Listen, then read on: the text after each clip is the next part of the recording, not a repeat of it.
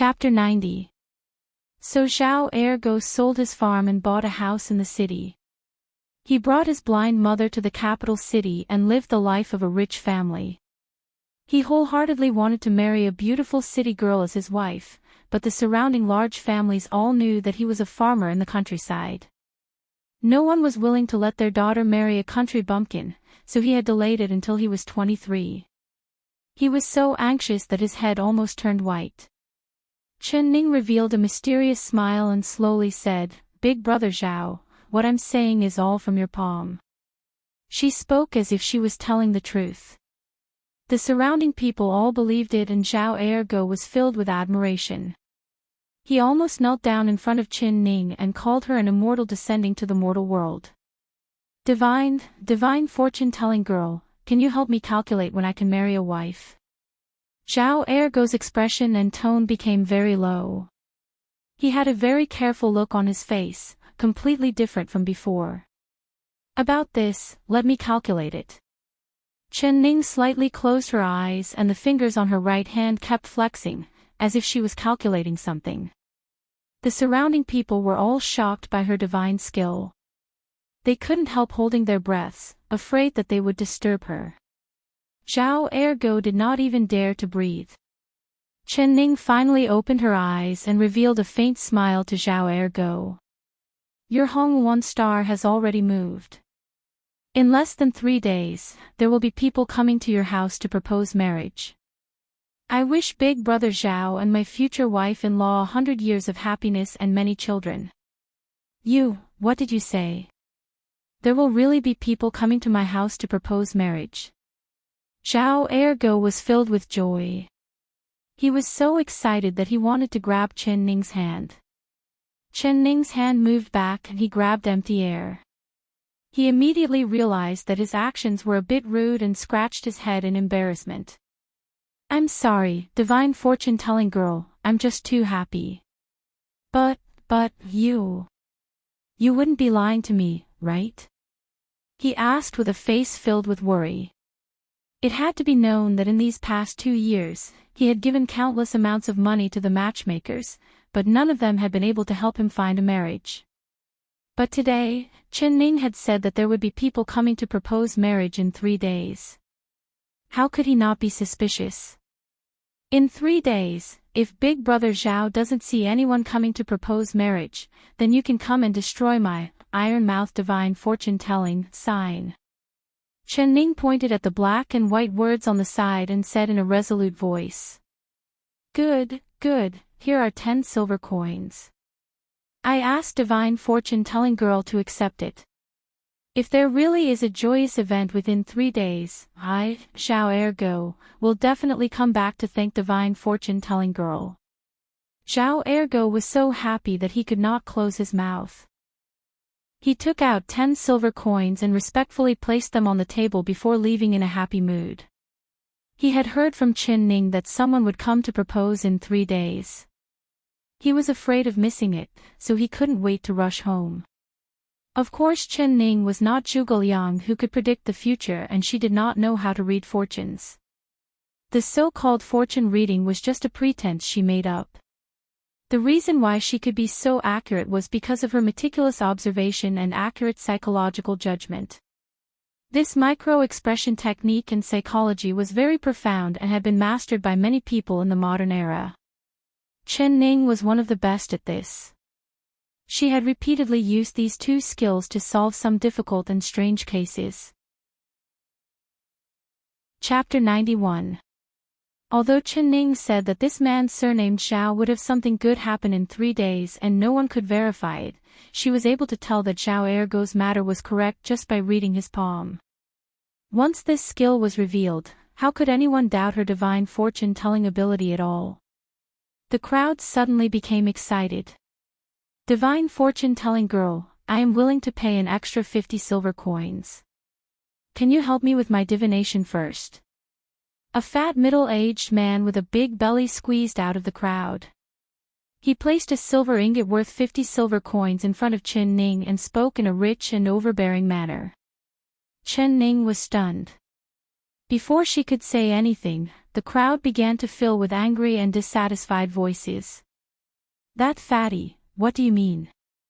Are you showing off how much money you have?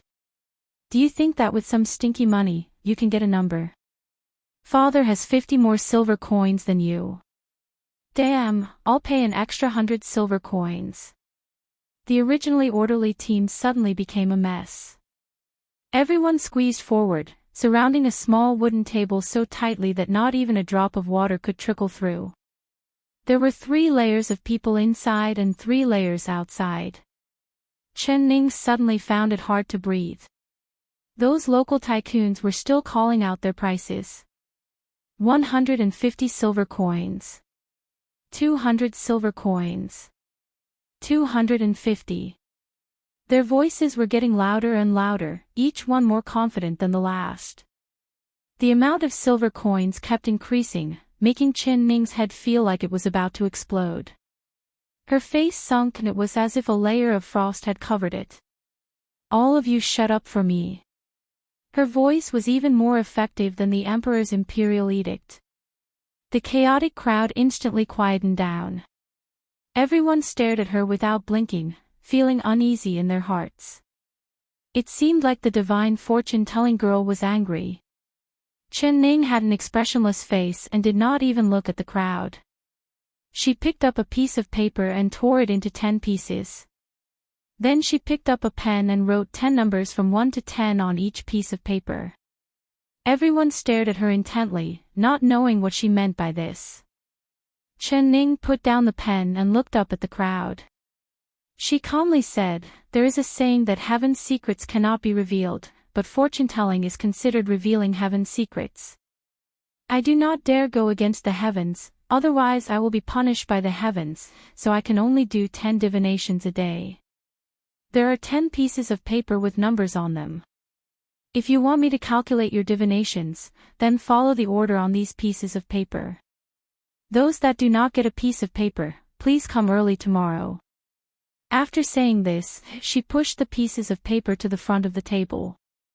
Suddenly, countless large hands reached out. "Ha, ha, I got one. I got one. First, I'm first." In the blink of an eye, the 10 pieces of paper had been snatched up. Those who managed to get their hands on it were overjoyed, while those who didn't were depressed. The one who snatched the slip of paper with the number 1 written on it was a young man in his 20s who was dressed like a scholar. He was thin and tall like a bamboo pole, and his arms were especially long. He proudly waved the piece of paper and said, "The number 1 is mine, no one can steal it from me. I'll go first." He lifted his robe and prepared to sit down on the bench in front of Chen Ning. "Wait a minute, I'll buy your number 1 piece of paper." The middle-aged fat man that did not get a piece of paper squeezed out of the crowd and took out a white silver bill, 100 silver coins. "Do you want to sell it?" The scholar's eyes lit up and he did not hesitate at all. "I'll sell." He happily nodded and gave the piece of paper to the middle-aged fat man, exchanging it for the 100 silver bill. Then he moved to the side and happily watched the show. Chapter 92. The fat middle-aged man's action instantly made all the rich people who couldn't get a piece of paper feel enlightened. They couldn't get it, but they could buy it with money. Chen Ning smiled as she watched the rich people bid for the paper she wrote, but she did not stop them. She looked at the fat middle-aged man in front of her and asked with a smile, "This old master, do you want to calculate when you will have a child?" Although the fat squire was already filled with admiration for Chen Ning's divine fortune-telling, hearing her words, he was still shocked by her words. You, how do you know?" He was stunned. "Naturally, from your physiognomy." Chen Ning looked at the fat man's face for a while and then looked at him up and down. Then she nodded and picked up a pen. She wrote 6 words on a piece of paper, folded it into a square, and gave it to the fat man. "I have a secret recipe here. As long as you follow this recipe, after a year, there should be good news." The fat man's jaw almost dropped in shock. He received the square with a bit of doubt. He opened it and read the words on it, "Keep your mouth shut and move your legs more." He read it word by word, but he was completely confused. "What do you mean by this?" His face sunk and he asked in a very angry voice. Just these 6 words would allow him to hug the fat boy. He did not believe it at all. In the daytime, this girl was a swindling Jianghu swindler, wasting his 100 taels of silver for nothing. Of course it's the meaning of the words. Keeping your mouth shut and moving your legs is to let the old master eat less and move more. It's because you are just too fat, Chen Ning said in a long voice. As soon as her voice fell, the surrounding people broke out in laughter. Because what she said couldn't be more correct. That fat man was so fat that he didn't even have a neck. He had a big belly and he looked just like a fat pig sitting there. The fat man's face turned the color of a pig's liver as he angrily said, "What does father not having a son have to do with father being fat?" Of course it's related and it's very related. Chen Ning's smile disappeared and she said with a serious face, "It's because you're too fat that you still don't have a son. Even if you have 7 concubines, not only do you not have a son, you haven't even given birth to a daughter. The reason is not because of your concubines, but rather because of you. If you keep getting fat like this, I dare say that you won't have a son in this lifetime." You. The fat man pointed at Chen Ning and was so angry that he couldn't say anything. As a fatty, the last thing he wanted to hear in his life was others calling him fat. If someone dared to mention the word fat in front of him, even if it wasn't him, he would immediately turn hostile. He really wanted to curse out loud, but after thinking about it, how did she know that he had 7 concubines? Did she really calculate it? You. How did you know that this official has 7 concubines? His face turned red and he finally managed to force out this sentence. Right now he was only half believing Chen Ning, so he did not dare offend her. If the other side really was a divine immortal, then wouldn't he have offended an expert? Chapter 93.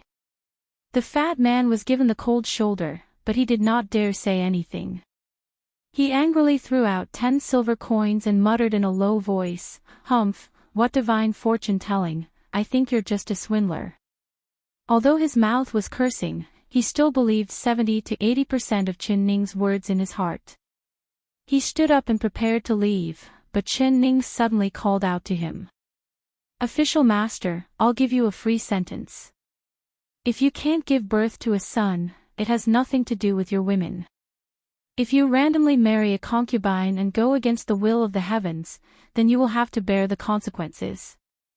This miss will say this much, I hope that the official master knows what to do next." After saying this, she no longer paid attention to the fat man and directly began to read the fortune of the person who received the second slip. The fat man was stunned for a while. He looked at Chen Ning's calm appearance and his heart was filled with doubt. He did not immediately leave, but rather he squeezed into the crowd and watched Chen Ning read the fortune of others. If this girl could read the fortune of others accurately, then she really was a divine fortune teller. Otherwise, she would be a swindler from head to toe and he would definitely send her to the government to be punished. How could Chen Ning let him have his way? She did not say anything, but as long as she did, the fortune teller would be shocked. Out of the 10 things she said, not a single one was wrong. Moreover, her words were clear and logical, causing the surrounding people to gasp in amazement. There were more and more people coming to watch the excitement. Even the vendors who were doing business were attracted over. They did not even do their business and just squeezed into the crowd to watch the excitement. The originally noisy street suddenly became deserted. Everyone squeezed into the corner of the street, surrounding that corner with 3 layers inside and 3 layers outside, not even a drop of water could pass through. Where are the people doing business on this street? Why are they all gone? On the other side of the street, there were 2 people slowly walking over. The one walking in front was a tall black-clothed man and behind him was a blue-clothed youth. The blue-clothed youth had a surprised look on his face as he spoke. His master was not in a good mood. He knew that there would often be strange things being sold on this street, so he suggested coming here to relax. Perhaps he would be able to find something unexpected to relieve his master's boredom. But he never thought that the originally noisy street would suddenly become deserted. There was not even a single person, making him feel surprised. The black-clothed man had an expressionless face. His deep eyes fell onto the corner of the street and his eyes slightly flashed. The originally quiet corner was now filled with people. It was as if the entire street was filled with people, not knowing what had happened. "Shall see," he softly said. "This servant understands." Shao Si immediately ran to the corner of the street where the crowd was. Then, with a great deal of effort, he squeezed his way through and finally reached the front. Standing on his tiptoes to look at the center of the crowd, he couldn't help being overjoyed. It was actually her. This was truly a case of wearing out iron shoes in fruitless searching, only to find it by chance without any effort. This was wearing iron shoes in a fruitless search, it was really finding it without any effort. The reason why Master was in a bad mood was because of her. He was so happy that he jumped 3 feet high. Just as he was about to squeeze out of the crowd to report to the black-clothed man, he was unable to move in the next moment. At this moment, Chen Ning was reading a middle-aged man's words. In just a few words, she had made the middle-aged man gasp in amazement, treating her like a goddess. "Divine fortune teller, what you've said is completely correct. Hearing the divine fortune teller's words today is better than reading books for 10 years.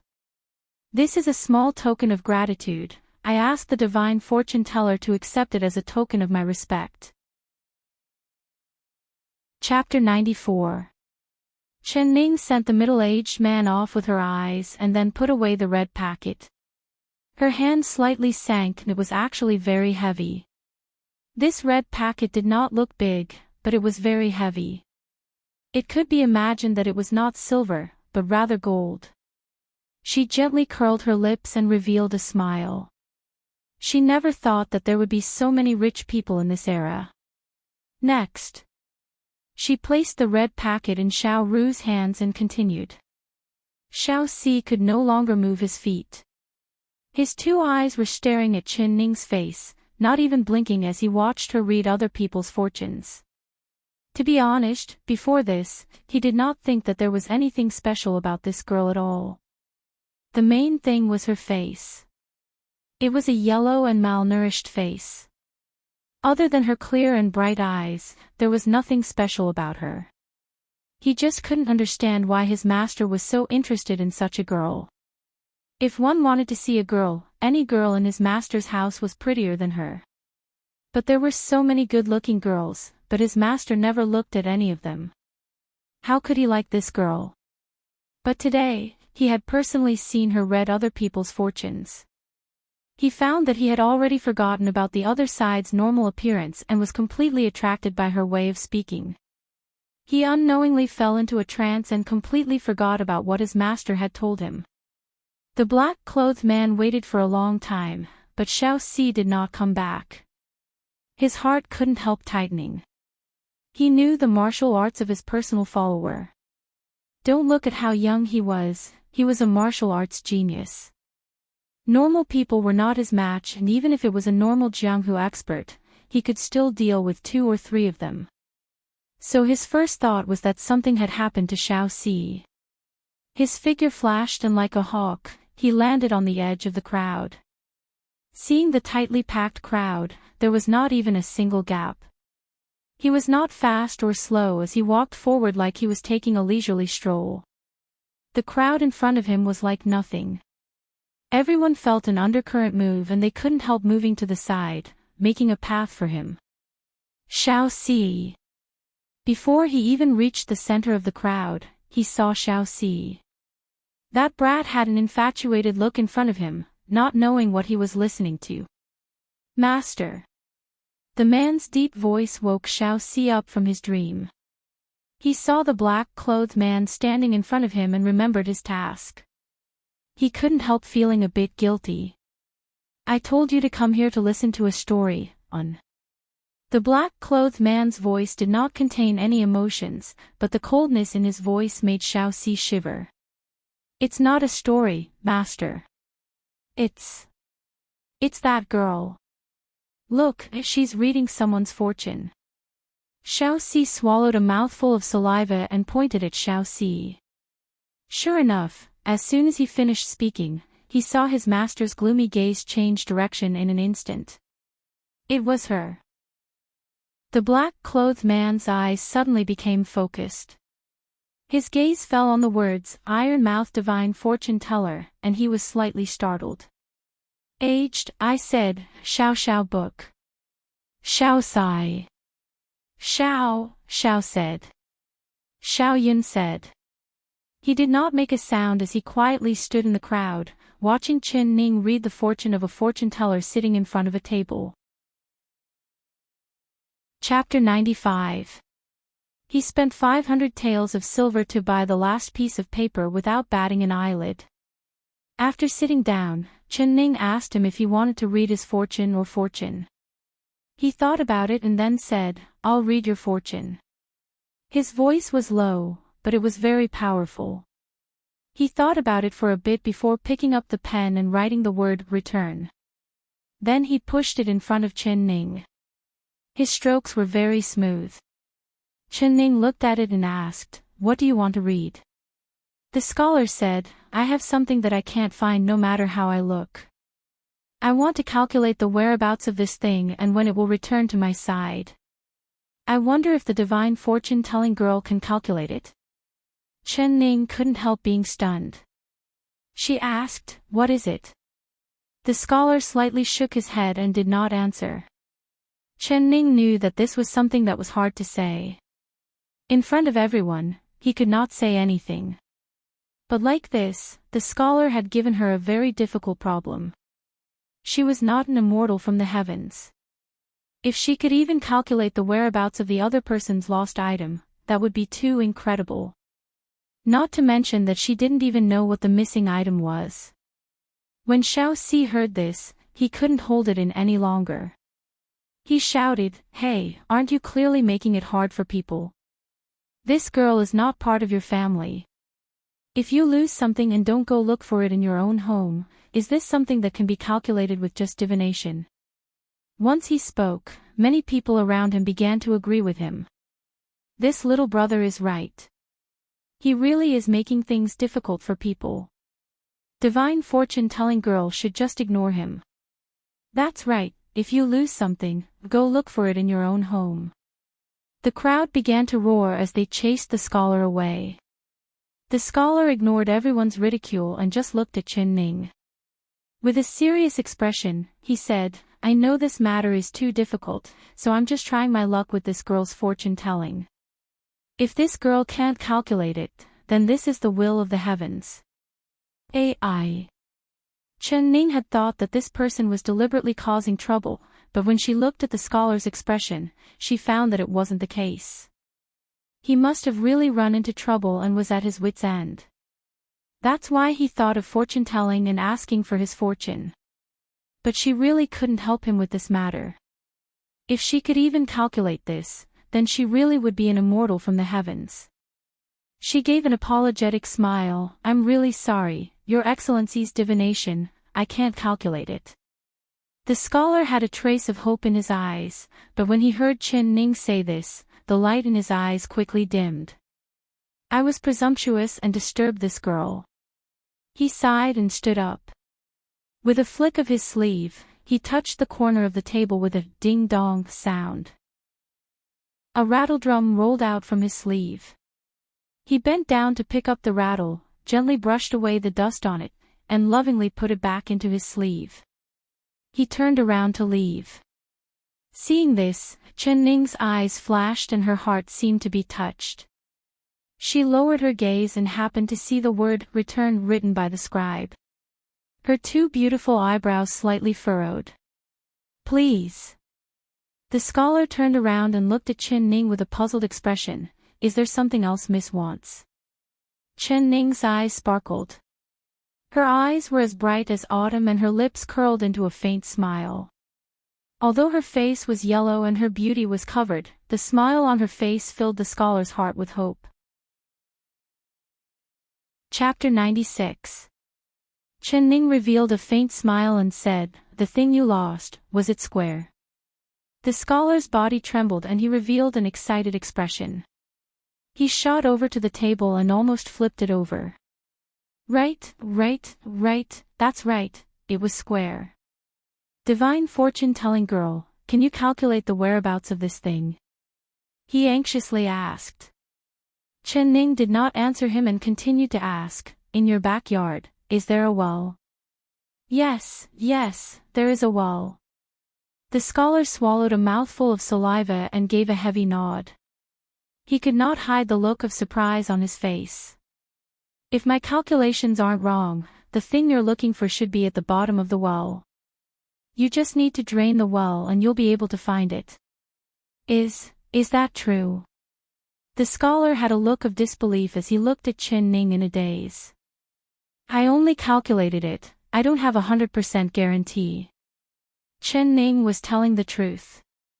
It was just that she was using reasoning and not calculation. The scholar seemed like he didn't believe her.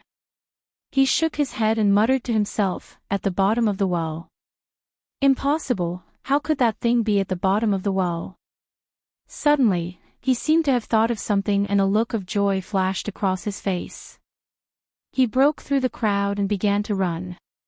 Hey, don't run, stop. You haven't even paid your fortune yet. The scholar looked very gentle, but he ran very fast. In the blink of an eye, he had already disappeared at the end of the street. Xiao Ru chased after him for a few steps and angrily stomped her feet at the scholar's back. Young miss, that fellow looks like a dog, but I never thought that he would be someone who doesn't pay for his fortune. It really is infuriating. She angrily pouted her lips. It's fine, I don't have 100% guarantee on this divination, so I'll just treat it as a gift to him. Chen Ning revealed an uncaring smile. She cupped her hands at the dense crowd around her. We'll stop here for today. That's all for today. Those who still want to have their fortunes read, please come early tomorrow. After saying this, she led Xiao Ru to the carpentry shop to return the rented table and chairs. The people who still wanted to see more followed behind her. They were filled with praises and discussions.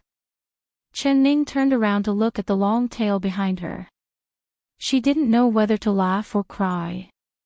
If she had known that there would be such a big commotion, she wouldn't have set up a stall here to do her fortune-telling. If this continued, she would quickly become famous in the capital city.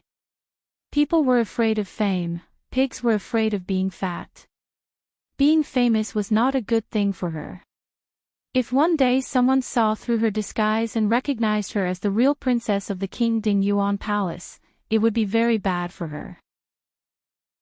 Chen Ning rubbed her chin and began to think about whether or not she should find another way to earn money. She turned with Xiao Ru, and Xiao Ru, Ning, and Xiao Ru, and Xiao. Finally, they turned into a quiet alley. There was no one behind her and Xiao Ru. She, leaving the long tail behind, ran, chin, I lost, I. However, before she could even catch her breath, she heard a malicious voice above her head. Little girl, you're running quite fast. Are you in such a rush to give money to this man? Chen Ning suddenly looked up and saw a 30-year-old man standing on the wall. He had a pockmarked face and his face was filled with meat. He had a fierce look on his face. That pockmarked man snapped his fingers and several dozen people appeared from both ends of the alley. Looking at their clothes, they should be local ruffians. Chapter 97. Xiao Ru's face turned white from fear. She tightly grabbed onto Chen Ning's sleeve and said in a trembling voice, young miss, who are they? Chen Ning already knew in her heart and she couldn't help letting out a sigh in her heart. What she was afraid of really came. The so-called tall trees attract the wind, this was not false at all. She had just popped her head out, and she was already being targeted by this group of ruffians. They must have wanted to cause trouble for her, but there were too many people watching, so they didn't show themselves. They waited until the two of them were alone before suddenly appearing and blocking them here. Don't be afraid, Xiao Ru, they're here to rob us. Just give them our money bags and we'll be fine. Chen Ning patted the back of Xiao Ru's hand and comforted her. She waited for a bit. There were too many people and they were all men. Although she knew some martial arts, it was hard for two fists to fight four hands. No matter what, she couldn't beat these hoodlums. Originally she wanted to use the same plan and capture the leader first. She wanted to capture the leader with the pockmarked face and then the rest of the lackeys would collapse on their own. But the pockmarked face was very smart. He stood high up on the wall and commanded the lackeys to move forward, making it so that she could see but not reach. After weighing the pros and cons, Chen Ning decided to lose the money to avoid trouble. Because any problem that money could solve was not trouble at all. When the pockmarked face heard Chen Ning's words, he laughed and said, "This little girl is quite smart. Since you know what these men do, then obediently hand over the money." Xiao Ru tightly held onto the money bags and angrily stared at the approaching hoodlums. This was the money that the young miss had worked so hard to earn. She was not willing to let it be taken away like this.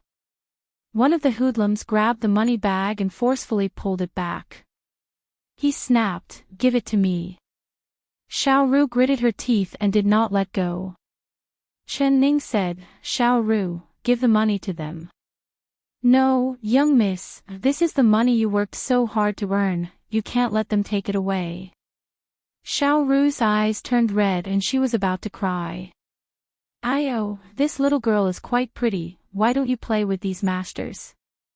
Several hoodlums stared at Xiao Ru's pretty face as they revealed intoxicated eyes. They surrounded Xiao Ru and did not even look at Chen Ning. Xiao Ru couldn't help trembling in fear. The two scoundrels reached out their hands to touch Xiao Ru's face and waist.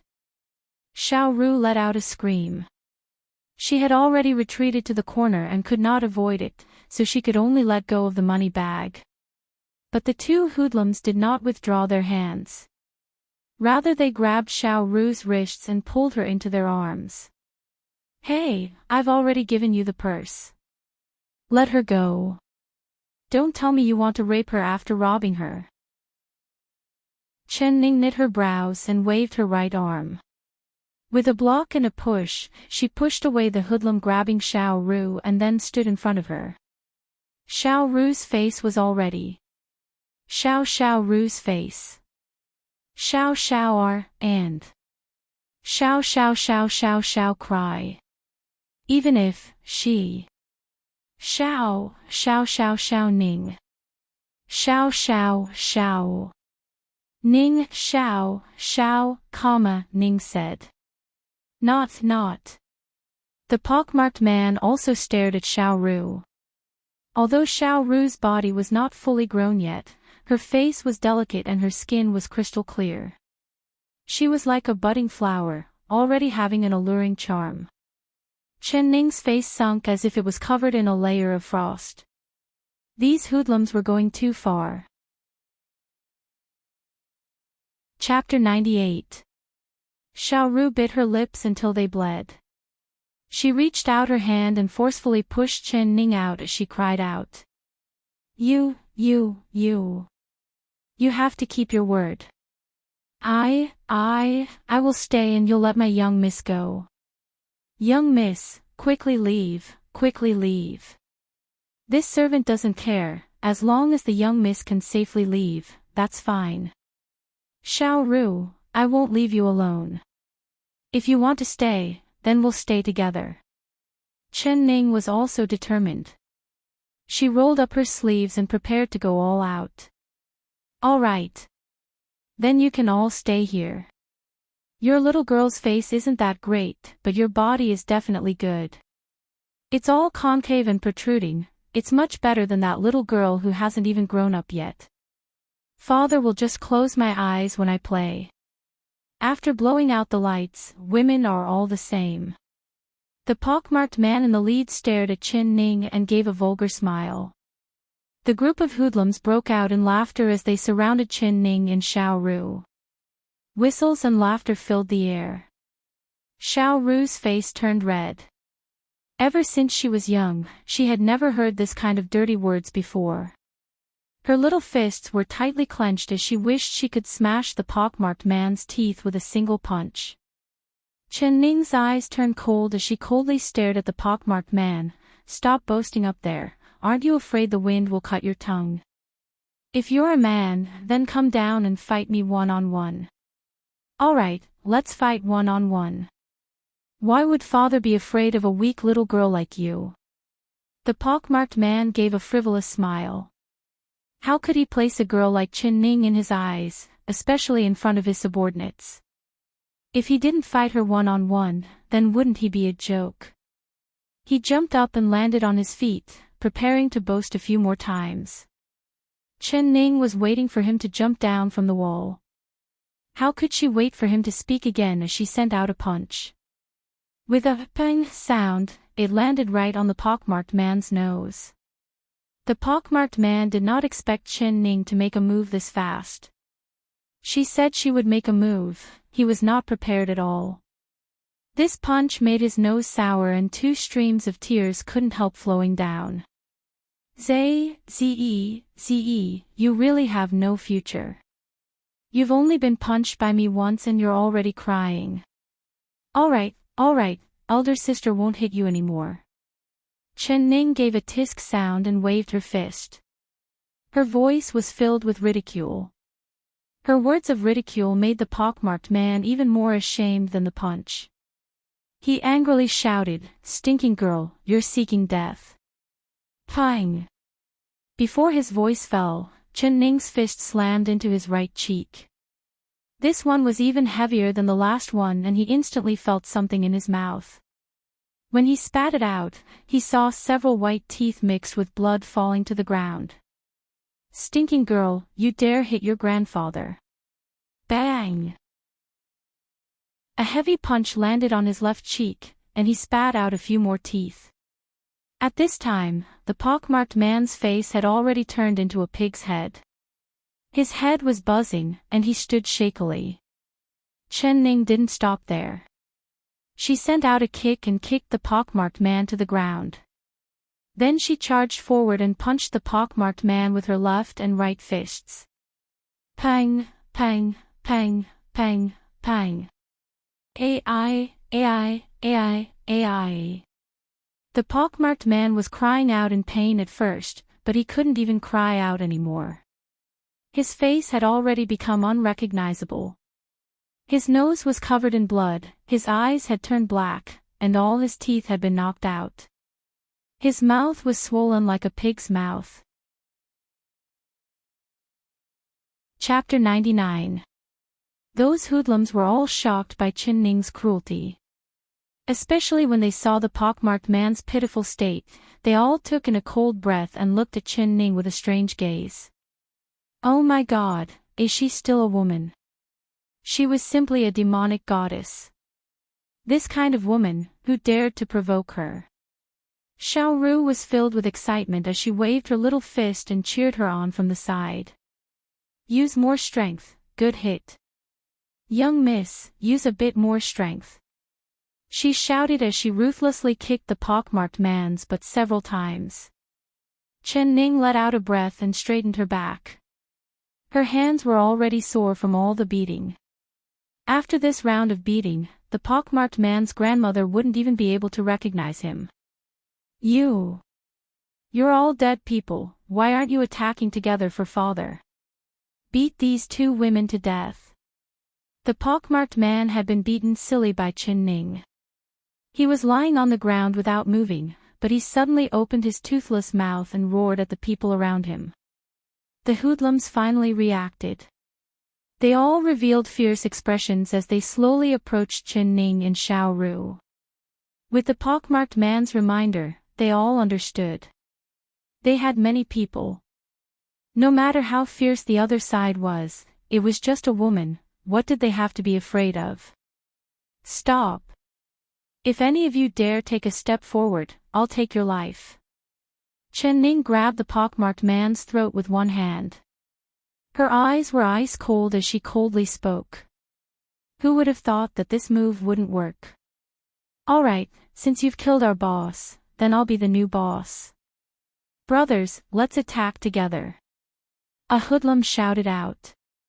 With a wave of his hand, everyone charged forward. Damn! Chen Ning couldn't help secretly scolding herself for making a mistake. These hoodlums were not the same as Mother Lin from the king's palace. They did not care about the pockmarked man's life or death. Seeing several dozen people charge forward like a beehive, even if she had 3 heads and 6 arms, she wouldn't be a match. At this critical moment, a figure suddenly fell from the sky. His tall and straight body was like a pine tree, firmly protecting her behind him. Who dares move against her? The black-clothed man coldly said as his deep and cold eyes swept over them. All the ruffians and scoundrels felt a cold wind rising from the ground, and they couldn't help but shiver. Who was this man? How terrifying!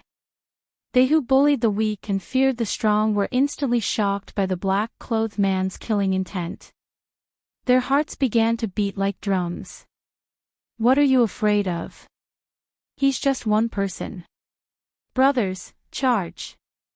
There was someone who did not know death. He gave a loud shout before charging forward while waving a wooden stick and charged forward with a wooden stick. The black-clothed man didn't even look at the ruffian, nor did he see him move. He only saw the man's sleeve move slightly, and the ruffian with the stick suddenly flew through the air as if he had been hit by something. Blood sprayed out of his mouth as he flew through the air. When he landed on the ground, his body twitched a few times before he stopped moving. Chen said, "Chen. Truly. Truly."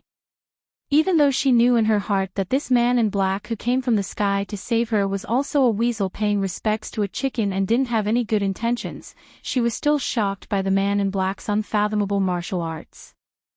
Chen sword, Chen Ning's words. Chen. I king. Ning. Someone's dead.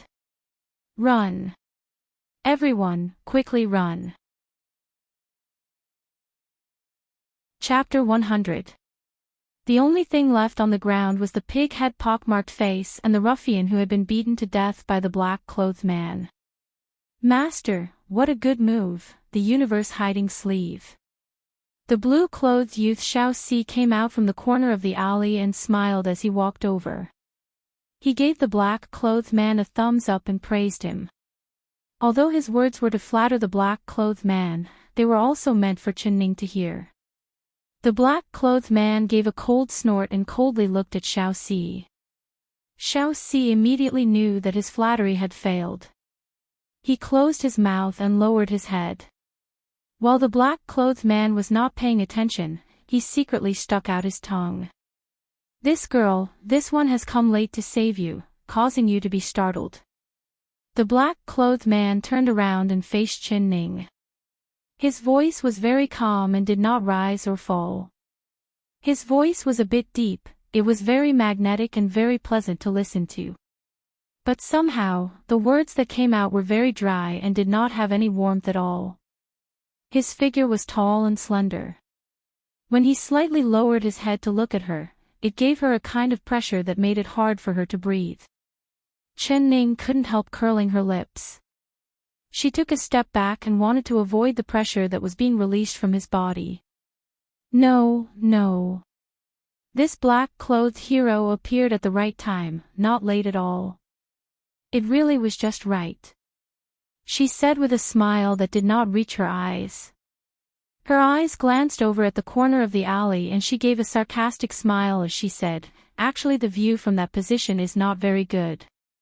Next time the hero can look at the play from a different angle and you will be able to see it more clearly." Although the black-clothed man had appeared in her most dangerous moment and saved her and Xiao Ru, she did not feel the slightest bit of gratitude in her heart.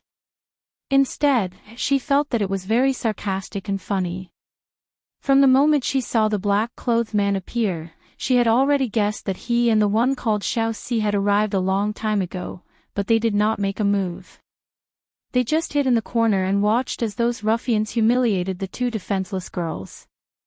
It was not until the last moment that the black-clothed man appeared in front of her like a savior and helped her get rid of those ruffians. This move was called the hero saving the beauty, but if it was said in a bad way, it would be taking advantage of others. If it was any other girl in this situation, they would definitely be filled with gratitude towards the black-clothed man. But Chen Ning was not that easy to trick. She could see through the black-clothed man's intentions with a single glance. How could there be any gratitude towards this man? There was only disdain. As soon as she finished speaking, Xiao Si's face turned red. He immediately lowered his head, not daring to look at Chen Ning. His heart was filled with complaints about his master. Why didn't he save her earlier? In the end, he didn't get any benefits and was instead embarrassed by this girl to the point he couldn't even raise his head. Although the black-clothed man was expressionless, a trace of embarrassment flashed across his ink-black eyes. He could not help but cover his mouth and cough softly. He never would have thought that Chen Ning would see through him. Moreover, she had pointed it out without any hesitation. His face couldn't help but feel hot, as if he had been slapped in the face. "Xiao Xiao," the black-clothed man and said. "Xiao Xiao Xiao Xiao Xiao Yun, Qian Duo Duo. You are Qian Duo Duo, young master." Xiao Ru came back to her senses from her fright. She saw the black-clothed man with a look of pleasant surprise. Chapter 101. Chen Ning knit her brows and snappily said in a low voice, "I know it's him, I'm not blind." Xiao Ru's mind was pure, she did not hear the displeasure in Chen Ning's voice at all. She looked at the black-clothed man and couldn't stop smiling. She had a very good impression of this richly endowed man. "Young Master Qian, last time you paid for us at the restaurant, we didn't even have time to thank you. I never thought that you would save my young miss from these bad people again. You really are a good person," she said in a straightforward manner. "Good person?" Chen Ning gave a snort. What kind of good person was he? He was just a villain that took advantage of others. The black-clothed man couldn't help rubbing his nose. He had never been called a good person before and he did not want to be a good person, nor did he have any good intentions. The reason why he saved them was because he had a purpose. Yes, what you said couldn't be more right. My master is a very good person. He helps those in need, gives generously, punishes evil. The good deeds he has done are innumerable. Is your name Xiao Ru? This name is really nice. Xiao Si giggled as he walked forward, trying to get close to Xiao Ru. He did not dare talk to Chen Ning because she was like a hedgehog when she opened her mouth, making people feel pain all over.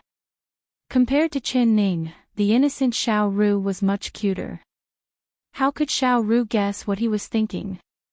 Hearing him praise her, she thought it was sincere and gave a sweet smile. "That's right, I'm called Xiao Ru. What's your name?" Xiao Si replied with a smile, "I'm called Xiao Si." Xiao Si, your name is very easy to remember."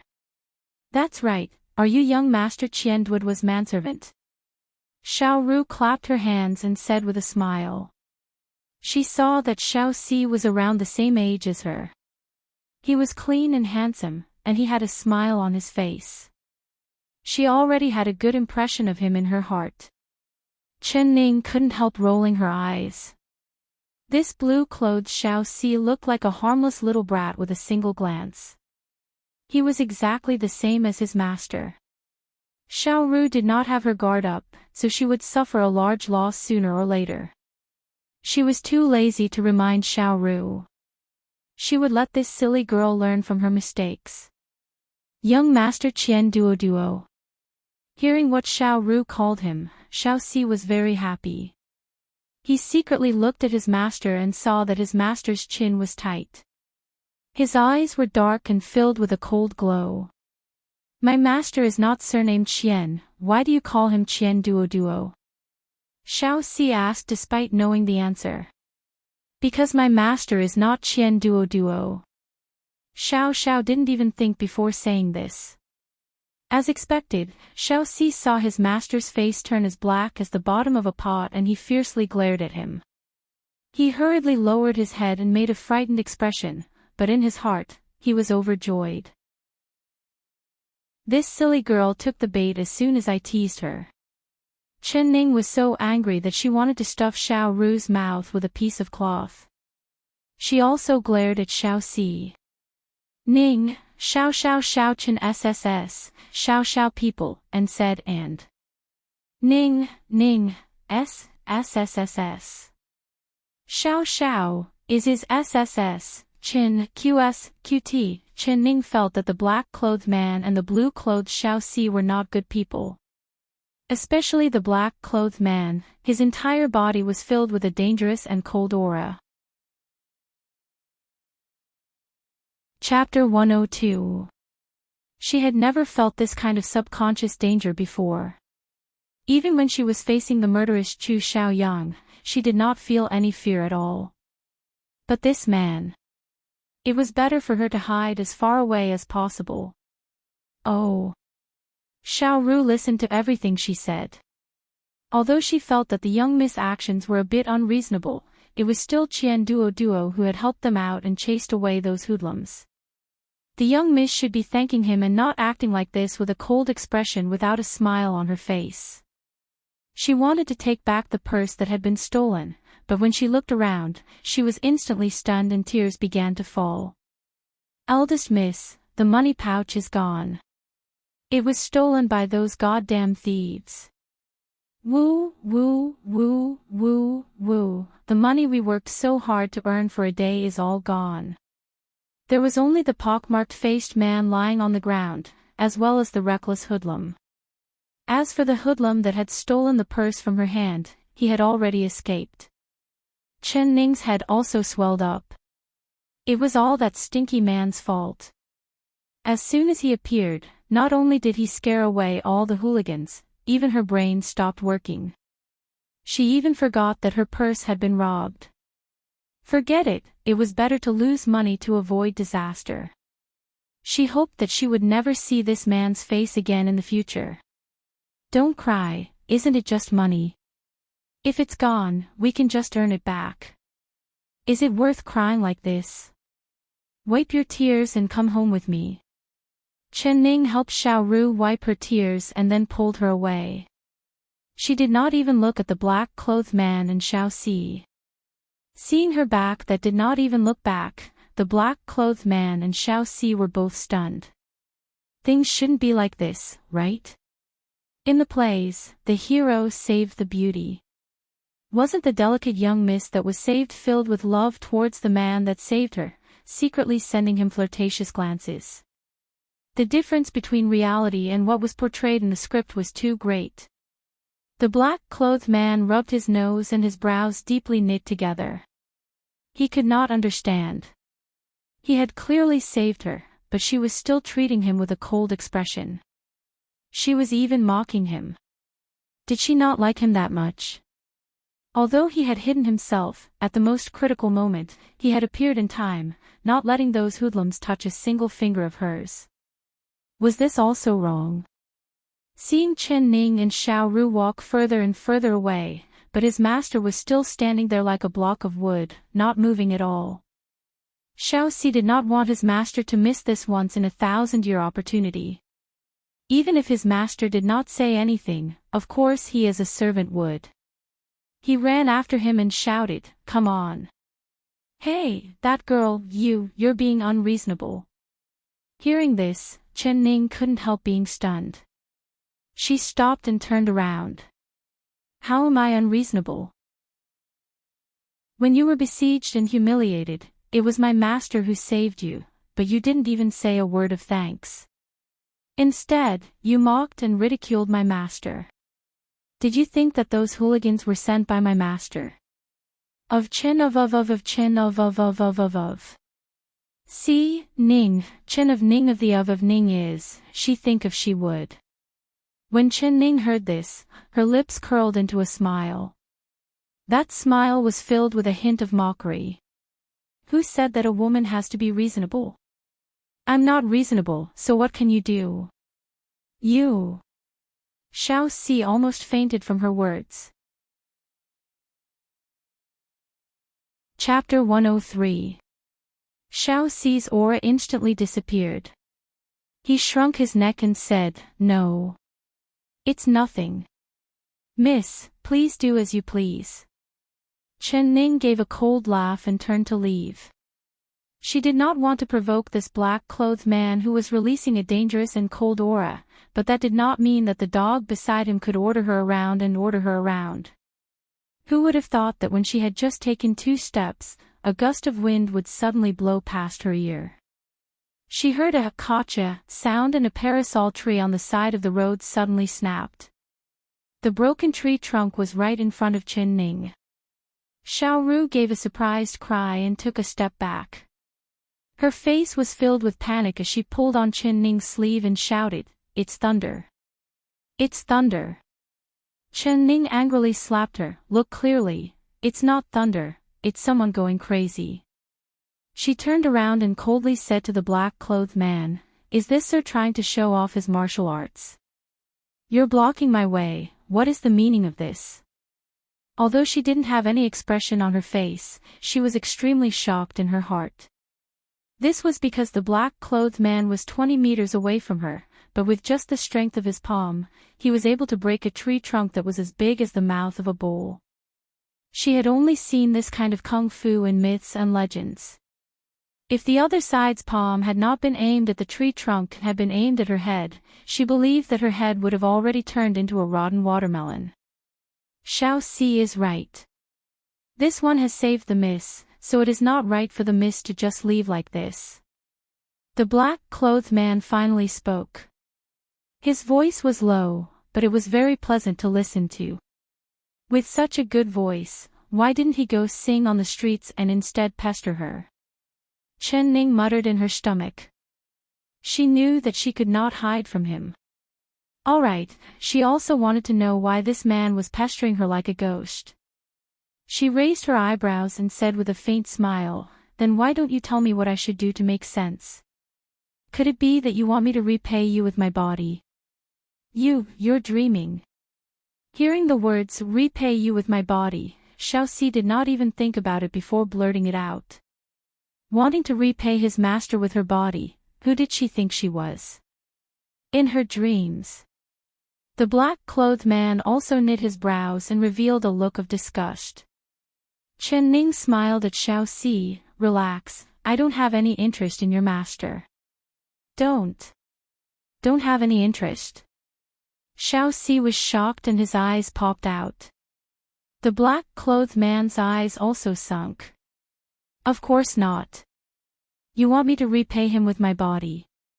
Of course I don't have any interest. He wants me to repay him with my body." Xiao Si's mouth was wide open as he looked at Chen Ning like he was looking at a monster. This is really interesting. He had never thought that there would be a girl in this world who disdained his master. He didn't expect to meet one today. The black-clothed man's eyes were already filled with so much anger. Although he didn't like Chen Ning at all, the other side saying that she didn't like him made him feel very suffocated. He was very unhappy. "Miss, you can rest assured. You don't like me, and I don't like you either." The black-clothed man's voice was low and hoarse, but it carried a sense of disdain. "That's great." The black-clothed man's voice was low and hoarse, but it was filled with disdain. That's great. Chen Ning smiled. She had a relieved look on her face which made the black-clothed man's heart even more depressed. Chapter 104. Since neither of us likes the other, then this miss won't stay here any longer. I don't want to be an eyesore to your distinguished self. My maid and I will be leaving, so can your distinguished self stop chopping down trees to scare us? These flowers and trees also have feelings, not to mention it wouldn't be good if you accidentally hit a child, right? Chen Ning giggled and turned to leave after saying this. Wait. The black-clothed man suddenly said. His figure flashed and he appeared in front of Chen Ning. What are you doing? Chen Ning's nose almost bumped into his chest. She quickly stopped and angrily looked up at him. This gaze actually collided with a pair of eyes that were as deep as 1,000 feet. It was like the ever-changing deep sea with turbulent undercurrents. He just calmly looked at her, but his deep eyes had a strong attraction that made it impossible for her to look away. Her heart suddenly began to beat uncontrollably. Miss, I want to invite you to a meal. The man's thin lips opened and he slowly said. Chen Ning's eyes couldn't help falling onto his lips. The shape of his lips was very good, and the curve was beautiful and strong. When he was not speaking, his lips were tightly pursed, and he had a dignified air about him. But when he opened his mouth, it was like the ice had thawed and the spring flowers had bloomed. His lips slightly curled up and it seemed like he was smiling even though he wasn't smiling. His serious expression instantly became much gentler. The ice in Chen Ning's heart seemed to be thawed by this spring breeze from his lips. You want to invite me to a meal? She raised her long eyelashes. The black-clothed man's words were like gold, each one was very short. After he gave a sound, he turned around and walked away. He did not give Chen Ning a chance to refuse and he did not even look back at Chen Ning. It was as if he knew that she would agree. Chen Ning bit her lips. She really wanted to turn around and leave, going in the opposite direction of the man. But her footsteps couldn't help following behind the man. This man's aura was too strong. She could not guess what the consequences would be if she refused his proposal. Wasn't it just a meal? It wasn't like she would lose a piece of meat, so what was the big deal? She comforted herself in her heart. Xiao Ru's face was filled with excitement as she bounced up and down beside her. This is great, young miss. This servant's stomach has been rumbling for a long time. Since we lost our money, this servant thought that we would have to go hungry. I never thought that young Master Money would be this generous and actually invite us to a meal. Chen Ning stared at her and said in a low voice, in a while, you better behave yourself. You're only allowed to eat and you're not allowed to talk, do you understand? Xiao Ru stuck out her tongue, I heard you. Young miss, this servant will pretend to be mute and won't say a single word. Xiao Si followed behind the black-clothed man, occasionally looking back at the Chen Ning master and servant. He had a sneaky smile on his face. Chen Ning's heart was filled with anger when she saw this. This stinky Xiao Si was just like his master, crafty and not a good thing at all. From the corner of her eyes, she saw Xiao Ru smiling at Xiao Si like a blossoming flower, revealing a row of white teeth. That carefree appearance made her even angrier. Don't worry about me. No matter what he asks you, you have to say that you don't know. Do you understand? Chen Ning ordered. No matter what he asks you, you have to say you don't know, do you understand? Chen Ning ordered. Chapter 105. Remember, no matter what he says to this servant will answer that I don't know. Xiao Ru honestly nodded. She looked at Xiao Si's back and couldn't help whispering, young miss, this servant thinks that the two of them are very good. Why does it seem like you don't like them? What do you think is good about them? Chen Ning tilted her head to look at Xiao Ru, feeling a little curious. Wu, that rich young master is rich and generous, and he seems to be very strong. With a single move, he was able to chase away that group of bad guys and save us. There's also Xiao Si. He looks very good when he smiles. His eyes are like crescent moons in the sky. This servant likes the way he smiles. Xiao Ru replied without any hesitation. The two of them answered one-on-one, not knowing that their words were all heard by the two men walking in front of them. Xiao Si's eyes sparkled and his lips couldn't stop curling up. His eyes were like crescent moons. Why didn't he know? No, he had to look at himself in the mirror when he went back and see if he looked like a crescent moon. The black-clothed man revealed a faint smile as he looked at Xiao Si. His eyes seemed to be thinking of something. We're here. He stopped walking. Taihe floor. Chen Ning looked at the signboard hanging high up in front of the restaurant. There were 3 large golden words on it and she couldn't help being a little stunned. She never thought that the black-clothed man would choose this place to treat them to a meal. The Taihe floor in front of them was completely different from the first time they came here. In front of the restaurant, there was a long line of people that stretched from the main entrance to the end of the street. They couldn't see the end of it with a single glance. There were even 2 waiters standing at the entrance, constantly explaining to the customers who came to eat, "This restaurant is full, please line up at the back." Looking in from the open door, the large hall was already filled to the brim. There were even several tables that had been temporarily added, filling up the entire place. The waiters were moving back and forth, sweating profusely. However, their faces were glowing and they were filled with excitement. The shopkeeper was sitting behind the counter, making clanking noises on his abacus. His mouth was grinning from ear to ear, not closing at all. Opposite the floor of Supreme Harmony was the capital's #1 restaurant, called the Drunken Immortal House. Normally, the number of customers wasn't much worse than the floor of Supreme Harmony, but looking at it today, it was deserted. There wasn't even a single customer in the hall. The waiters were yawning in boredom and the shopkeeper was puffing his cheeks as he stared at the floor of Supreme Harmony across from him, sulking. Why? Why are there suddenly so many customers in Taihe floor? Xiao Ru saw the scene in front of her and her chin almost fell off.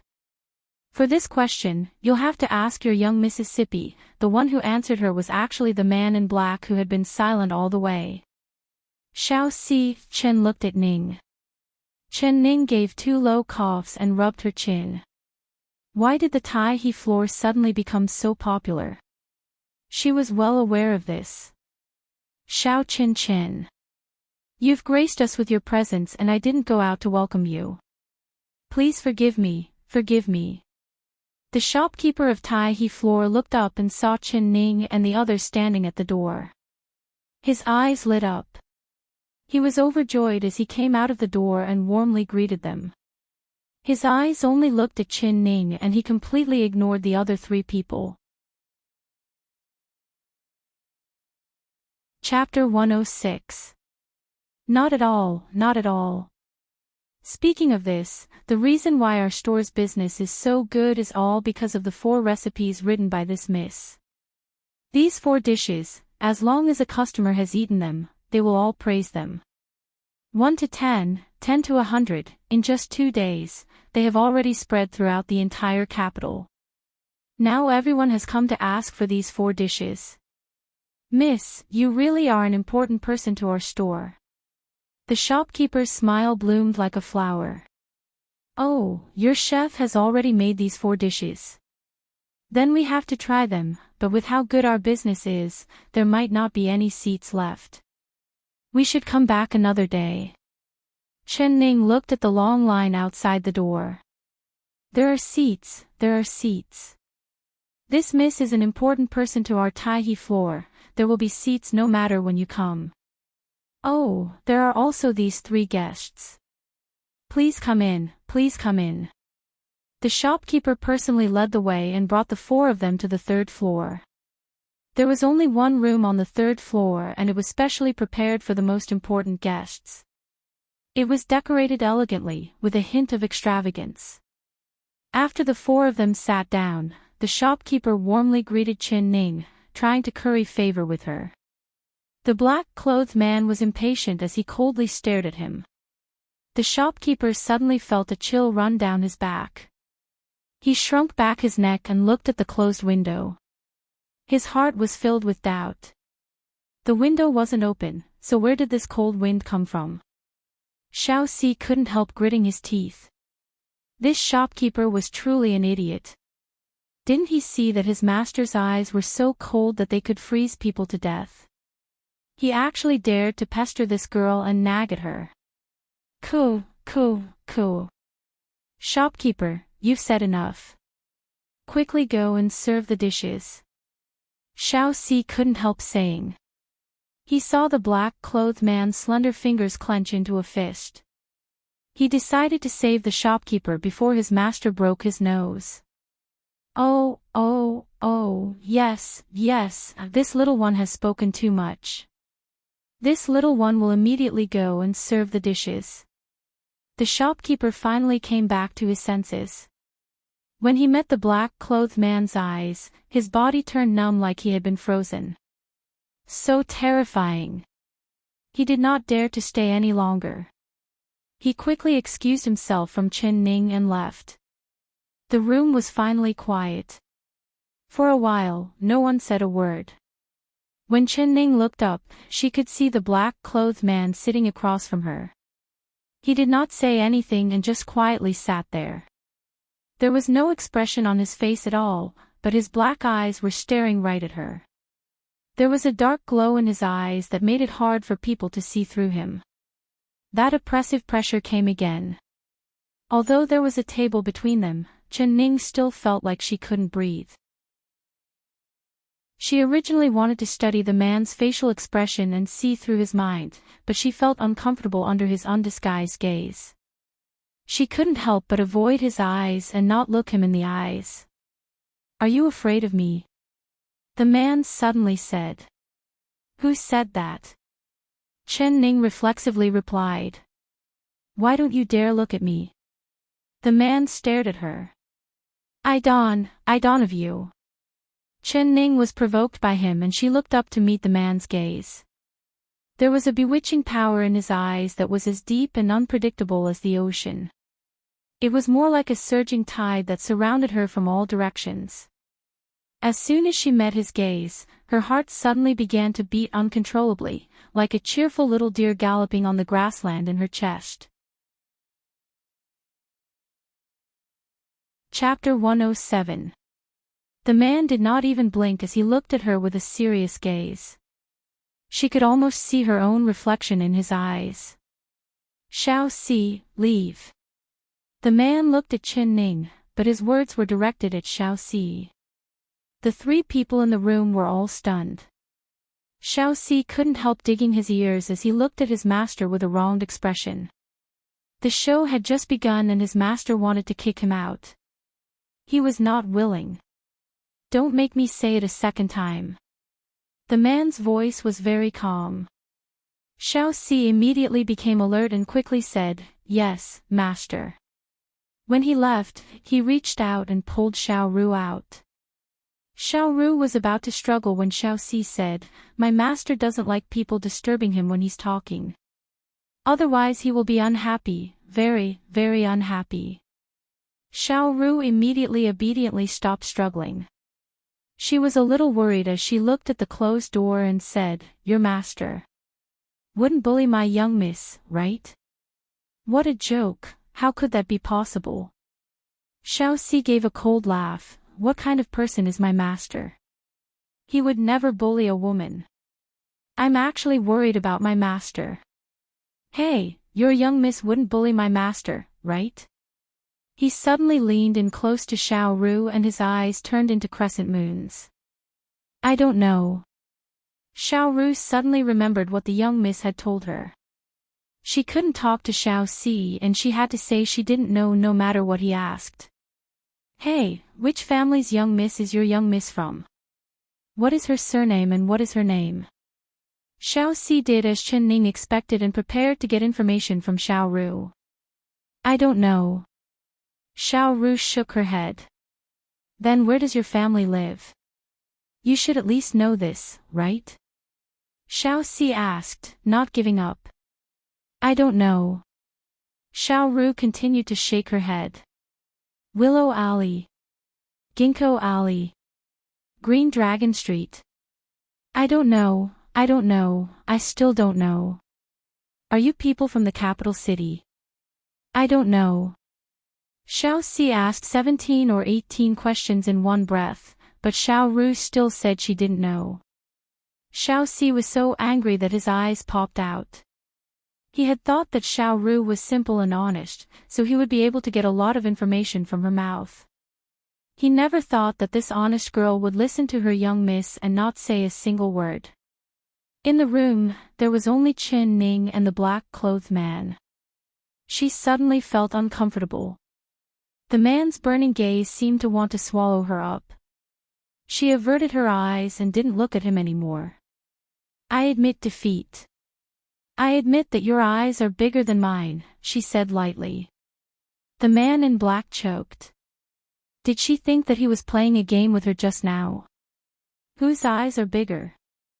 Who knew how many people kept quiet out of fear under his gaze? Not to mention looking at him, they didn't even dare to stand straight in front of him. But her reaction was indifferent. Could it be that she really wasn't afraid of him? Neither of them spoke again. A layer of faint awkwardness permeated the room. The black-clothed man did not speak and Chen Ning did not plan on taking the initiative to speak because she could not think of anything to talk about with him. Come to think of it, they were strangers who had only met 3 times. They didn't even know each other's names. Just like that, they sat face to face, staring at each other. How boring. Chen Ning decided to quietly finish this meal. If he wanted to be a mute and not speak, then she would pretend that he didn't exist. Chapter 108. Chen Ning took a deep breath and leaned against the window to look at the scenery of the capital city. Although she didn't turn around, she could feel the man's gaze on her, because that oppressive feeling that made it hard for her to breathe came again. Her back turned stiff and she finally couldn't hold it back. She turned around and met his deep eyes. Am I that good looking? Her lips curled up and she revealed a sarcastic smile. She knew that her current appearance was not good looking at all. Her yellow face was normal and no one would look at her if she walked down the street. But this man was still looking at her. You are not good looking. She had thought that the man would not say anything, but after being silent for a while, he actually replied. He was really direct. Chen Ning smiled and was not angry. Why do you keep looking at me if I'm not good looking? The man closed his mouth this time and did not say anything else. He did not know why he kept staring at her. Her face was not good looking at all. Her skin was yellow and her facial features were only normal. Who knew how many outstanding beauties and devastatingly beautiful girls had appeared in front of him, but he hadn't even looked at them directly, yet his gaze had been firmly attracted by her. Perhaps it was because of her pair of eyes. The man's eyes fell onto her face again. Her eyes were very good. They were clear and bright, just like a pair of purple grapes soaked in mist. They were incomparably lively, making him look at them again and again. He did not feel in the least that it was embarrassing to stare so fixedly at a girl. Chen Ning suddenly felt her cheeks become a bit warm. She gave a gentle cough and prepared to find something to say to break this awkward atmosphere and divert the man's gaze. You. As soon as she opened her mouth, the door was suddenly pushed open and Xiao Si charged in. Master, something has happened. He came to the black-clothed man's side and whispered a few words. The black-clothed man's eyes turned dark and he suddenly stood up. His eyes were like an arrow as he looked right at Chen Ning. Chen Ning's heart tightened as she saw the black-clothed man walk over to her. I have something to do, we'll talk another day. After the black-clothed man said this, he suddenly jumped out of the window. His black robe fluttered in the air like a black butterfly. Chen Ning couldn't help being stunned. "Miss, this is the gold my master gave you." Xiao Si also jumped out with the black-clothed man.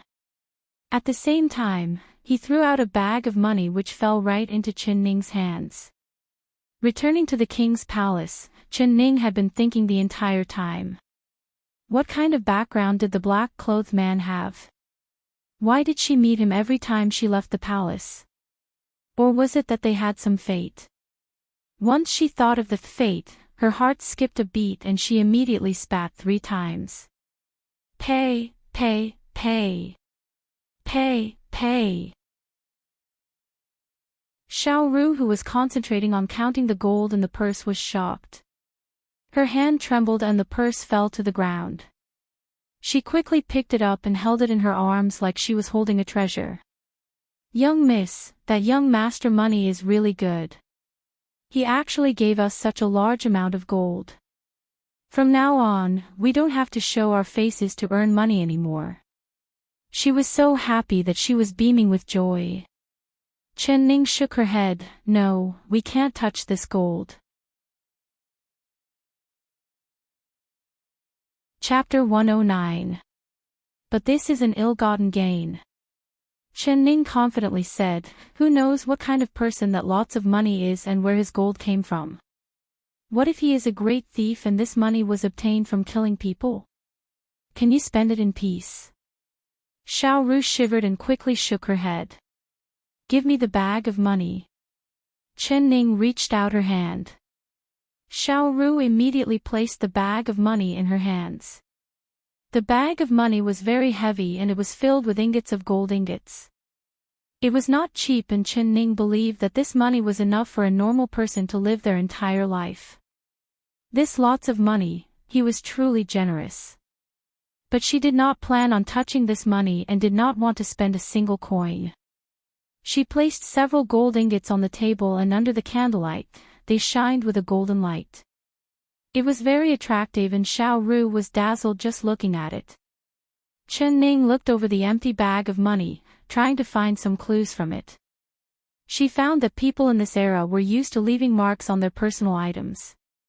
For example, Zhao Ergo's clothes had a Zhao word embroidered on it. But even after she turned the bag of money inside out, she could not find a single mark. She quickly lost interest in the bag of money and lazily threw it over to Xiao Ru. "Pack it all up." For several days, Chu Xiaoyang did not take a single step into the intoxicated flower pavilion. Chen Baiyun could not help panicking. Thinking of Chu Xiaoyang's back that day when he left without looking back, her heart filled with guilt. In this palace, the only thing she could rely on was His Highness' favor. If she lost His Highness' favor, what qualifications did she have to fight for the position of the legal princess? "Lan Xiang, where has His Highness been staying these past few days?" What Chen Baiyun was worried about the most was that while she was pregnant, another woman would take advantage of her. There were countless beautiful maids in the king's palace and Chu Xiaoyang was young and full of blood. How could he endure an empty room every night? Reporting to the concubine consort, His Highness has been staying in a small courtyard in the Peach Blossom Cove. Lan Xiang carefully replied. Last time, because she had accidentally farted, His Highness had left in a huff. The concubine consort had insisted that it was her fart that made His Highness leave, so she had ruthlessly taught her a lesson. She felt wronged in her heart. It was clearly His Highness that disliked the smell of your fart, so he turned against you. But you had to blame it on this servant. But as a servant, she did not dare argue and could only obediently allow Qin Baiyun to scold her. Adding in the fact that Chu Xiaoyang had not shown himself in the past few days, Qin Baiyun's temper was not good. She had smashed several antique vases and porcelain tea sets and she would occasionally use her as a punching bag. So, she was very careful when answering Qin Baiyun, afraid that if she was careless, she would be scolded and beaten. Peach Blossom Little House. Chen Baiyun knit her brows and asked, "What kind of place is that?" Chen Baiyun asked. Reporting to the concubine consort, "This servant has just heard about it from someone else." I've heard that the Peach Blossom Cove is His Highness' favorite place. There are many peach trees planted there, especially when the peach blossoms bloom in March. It is simply beautiful. But His Highness has never allowed anyone to take half a step into the Peach Blossom Cove. Each peach tree there is personally taken care of by His Highness. This servant has also heard that there was a little girl who had just entered the palace last year who did not know that it was a forbidden area. She accidentally walked into the Peach Blossom Cove and saw that the peach blossoms were very beautiful, so she picked one. In the end, His Highness gave the order to cut off her hands and legs and kicked her out of the palace. Chapter 110. Woo, so it's like this. Chen Baiyun felt a chill run down her spine when she heard this, but she relaxed her heart. Since the Peach Blossom Cove was Chu Xiaoyang's forbidden area and no one dared to step in, naturally there wouldn't be any girls with ulterior motives that wanted to use this chance to curry favor with him. Has His Highness been living in the Peach Blossom Cove? Has he been attending morning court these past few days? She then asked. Yes, concubine consort. I've heard from Xiao and Zi by His Highness' side that His Highness has been sick ever since he came back from morning court. He hasn't gone to court for several days and he hasn't taken a single step out of the Peach Blossom Cove. Even the food was sent to the Peach Blossom Cove by Xiao and Zi. Lan Xiang replied. Chen Baiyun was even more relaxed. A faint smile appeared on her face. Her eyes turned and she suddenly thought of something. Lan Xiang, is there any news of that cheap woman? Before Chu Xiaoyang came, she had been worried about losing his favor every day, completely forgetting about Chen Ning's matter. Now that she thought about it, she had not received any news of the legal princess Chen Ning's death. This servant has not heard any news. Lan Xiang shook her head. She was Chen Baiyun's confidant since she was young, so of course she knew who the cheap woman her master was talking about was. No news. Then she's not dead yet. Chen Baiyun knit her brows.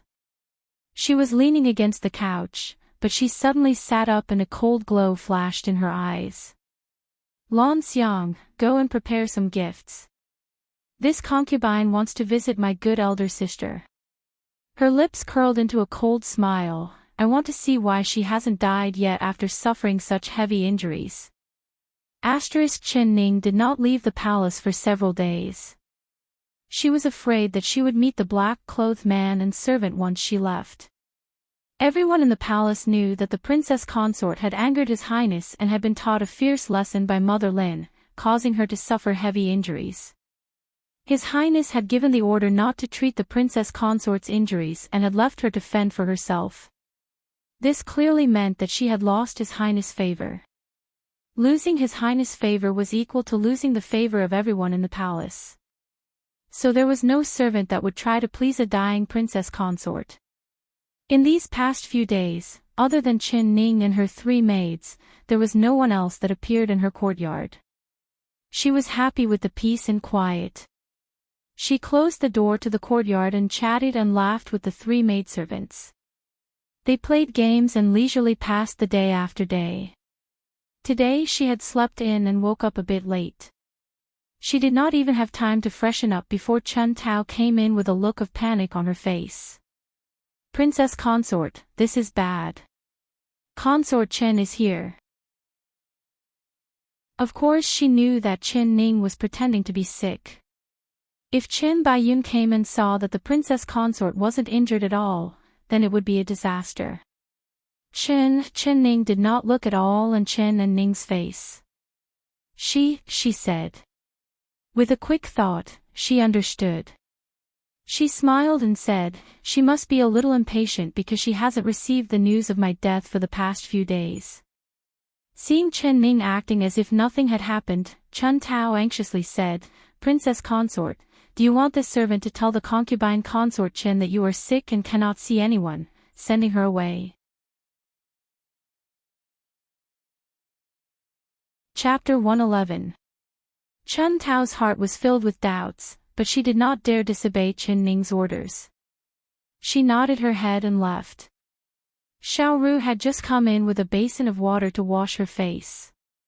Hearing this, her little face turned red and she angrily said, "Young miss, second miss is clearly a weasel paying respects to a chicken, she doesn't have good intentions." Chen Ning couldn't help laughing. She pinched Xiao Ru's cheeks and said with a smile, "Very well said, very eloquent. If you follow me in the future, your knowledge will increase quickly. Who knows, you might even be able to become a scholar next year and become the #1 scholar." Xiao Tao stomped her foot. "Young miss, you still have the mood to make fun of the servant. When the second miss comes in and sees that you are not injured, she will definitely tell His Highness. Don't be afraid, don't be afraid. Come closer." Chen Ning smiled as she pulled Xiao Ru over and whispered a few words into her ear. Xiao Ru's eyes suddenly lit up. Concubine consort, the courtyard in front is where the princess lives. Chen Baiyun stood on the small stone bridge and looked in the direction Lan Xiang was pointing. She gave a contemptuous laugh and her heart became much more comfortable. This place was far and remote and the courtyard was old and broken. If it wasn't for the crooked happiness word on the door, she would have thought it was a servant's house. Compared to her intoxicated flower pavilion, this place couldn't even be compared to a dog kennel. It seemed like in His Highness' heart, that cheap Chen Ning did not have a place at all. The position of King Ding Yuan's princess would fall to her sooner or later. Chen Baiyun revealed a proud smile as her right hand gently placed on her stomach. As long as she could protect the child in her stomach and let him safely fall to the ground, if it was a boy, she would convince His Highness to make him his successor. Her status as a mother would increase because of her son. At that time, how could that cheap Chen Ning compete with her? But she could not wait until the day her child was born. It would be best if Chen Ning died right now.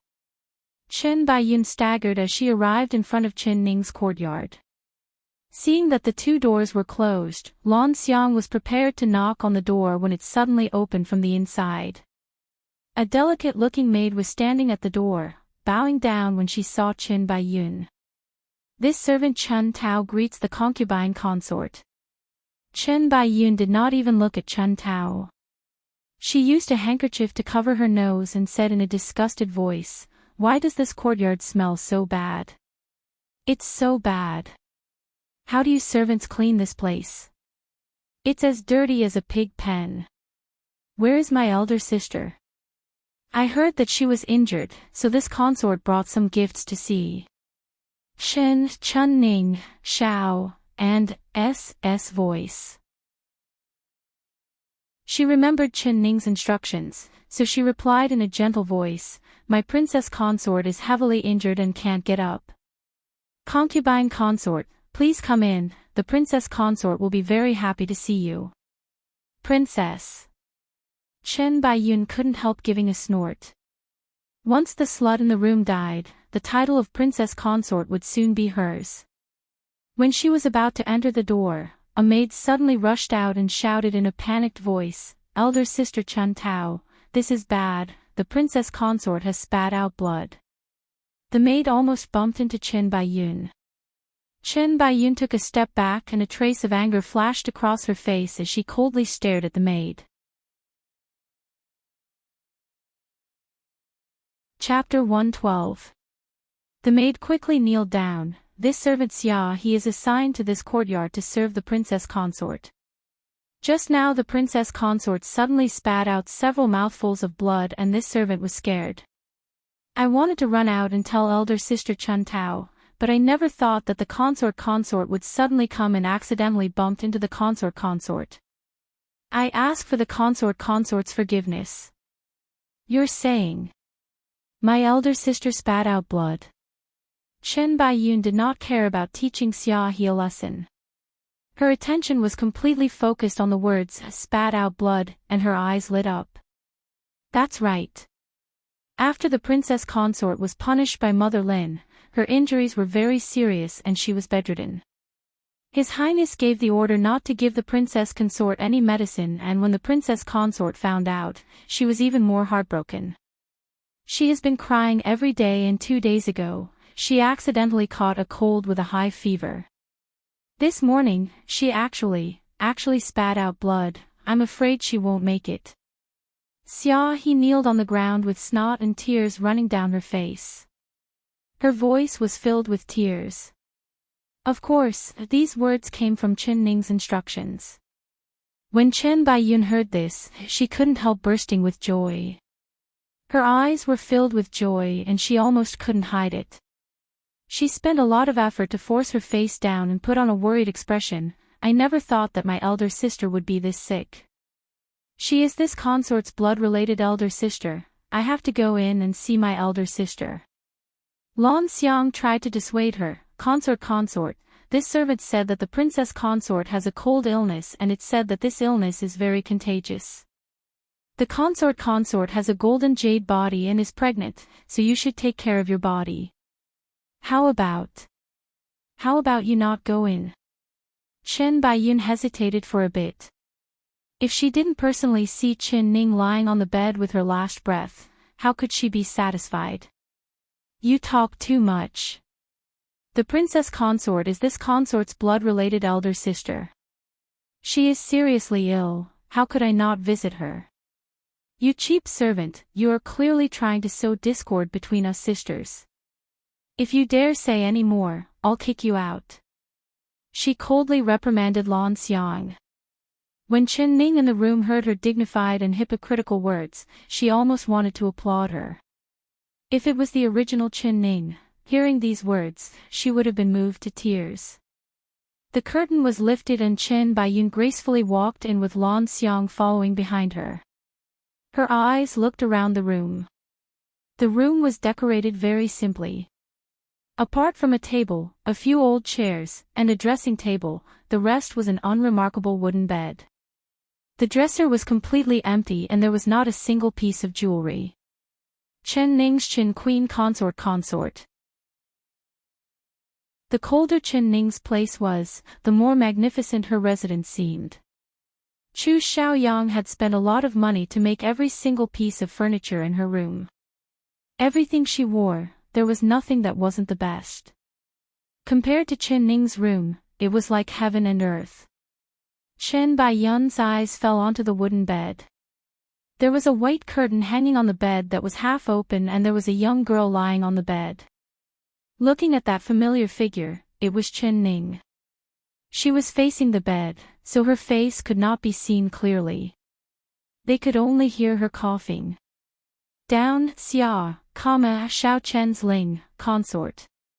Xia is. Consort. That cheap woman really didn't die. Chen Baiyun's eyes narrowed and a trace of hatred appeared in her eyes. Her long nails dug into her palms.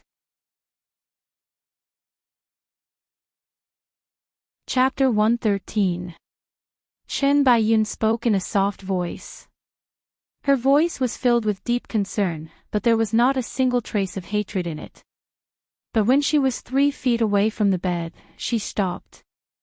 If the other side really had a cold, she would be afraid of it, so how could she come close? Hypocritical. When Xiao Ru saw this, she angrily cursed in her heart. She remembered Chen Ning's orders and said while crying, "The young miss can't do it. She has been coughing and has already spat out several mouthfuls of blood. The water in the basin has been dyed red by the young miss blood." She pointed at the basin in front of the bed. Chen Baiyun looked over and saw that the water in the basin had turned bright red. "Second miss, you are the concubine consort, so His Highness loves you the most. His Highness will listen to whatever you say, so please help the young miss ask His Highness to find a doctor for the young miss. The young miss is your blood-related sister, so you will definitely ask for mercy for the young miss. I'm begging you, second miss." Xiao Ru cried while wiping her eyes with a piece of ginger in her sleeve. Her eyes were swollen like 2 peaches. Seeing Xiao Ru like this, the doubts in Chen Baiyun's heart disappeared. She knew that Xiao Ru was an honest girl that would never lie, so she completely believed her words. All right, then I'll immediately report to His Highness and ask for mercy for elder sister. I'll have His Highness find a doctor for elder sister. Chen Baiyun gave a weak reply and quickly turned to leave. Seeing how sick Chen Ning was, she did not dare stay any longer. Who would have thought that at this time, Chen Ning would suddenly give 2 coughs and turn over? Is little sister Yun for here? She said in a weak voice. She covered her mouth and gave a low cough. Chen Baiyun suddenly stopped moving and secretly cursed in her heart. Damn it! Why did this slut have to wake up at this time of all times? She couldn't help but turn around and reveal a surprised and happy expression. Elder sister, you're awake. Little sister was worried to death. Little sister was about to ask His Highness for mercy and find a doctor for you.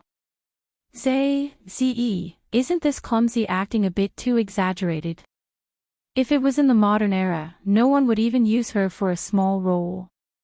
Chen Ning could not understand how the original owner had been tricked by her fake acting. She had always treated her like a good little sister and treated her with all her heart, but in the end, she had been sent to the Yellow Springs by her trusted little sister. She, Chen Baiyun, could act, but she wasn't bad either. She wanted to see who had better acting skills. It's all because this elder sister's body is disappointing and my temper is stubborn, which made Prince angry. That's why I ended up like this. It's rare that younger sister is willing to come and visit me in my hour of need. Elder sister is really grateful. Cough cough cough, cough cough cough. Chen Ning did not finish and suddenly began coughing non-stop. Xiao rof Xiao Ru. Chen Baiyun's eyes couldn't help revealing a look of disgust. Seeing her coughing like this, it wasn't a cold, but rather tuberculosis. She couldn't stay any longer and just wanted to run away. Chen Ning had already seen her expression. She thought to herself, the more you want to leave, the more I won't let you leave. She suddenly lowered her head and gave a heavy cough. A mouthful of phlegm came out and it just happened to land on Chen Baiyun's dress. Ah! Chen Baiyun let out a shocked cry as her beautiful face turned pale. It was like she had not been spat on by Chen Ning, but rather bitten by a poisonous snake. So sorry. It's all elder sister's fault. I've dirtied little sister's dress.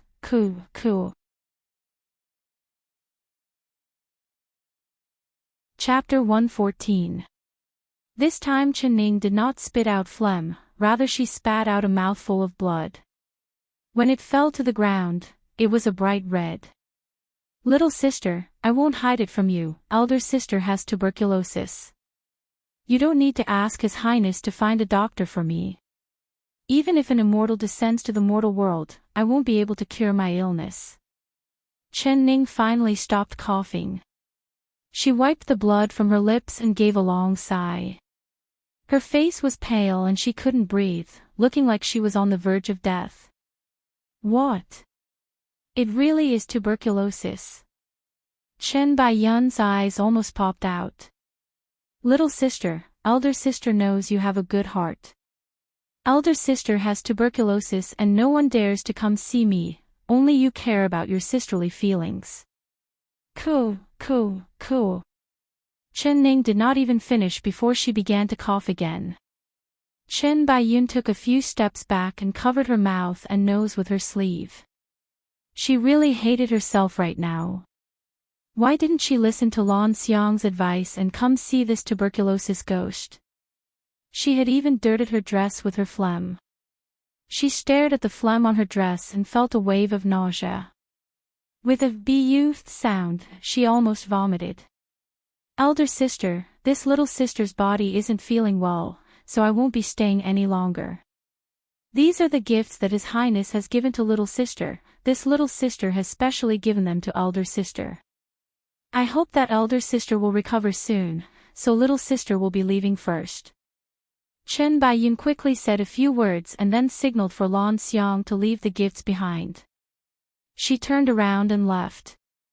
Her steps were fast and fast, like there was a tiger chasing behind her. When she was about to leave, she almost tripped over the threshold. It was a good thing that Lan Xiang caught her in time, but she was already covered in a cold sweat. Chen Ning secretly found this funny. She added oil to the fire by saying, "Little sister, the phlegm on this dress. You have to wash it when you go back, otherwise. It's easy for you to get tuberculosis like elder sister." Cool. Chen Baiyun's body turned stiff. She felt like her pink peony dress was crawling with caterpillars. Wearing it on her body was very uncomfortable and she wanted to immediately take it off. It's elder sister that dirted little sister's dress.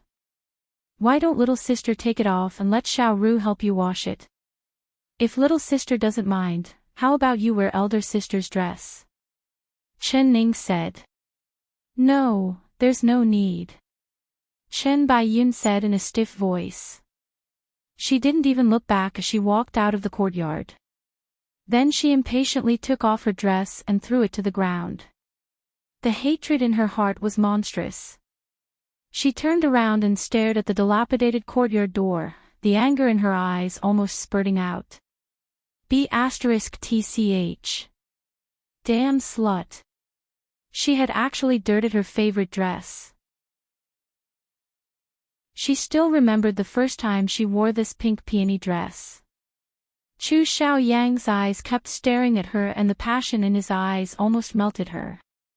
She had deliberately worn this dress because she wanted to show off in front of Chen Ning, showing off how well His Highness treated her and angering the other side half to death. But all her efforts were in vain.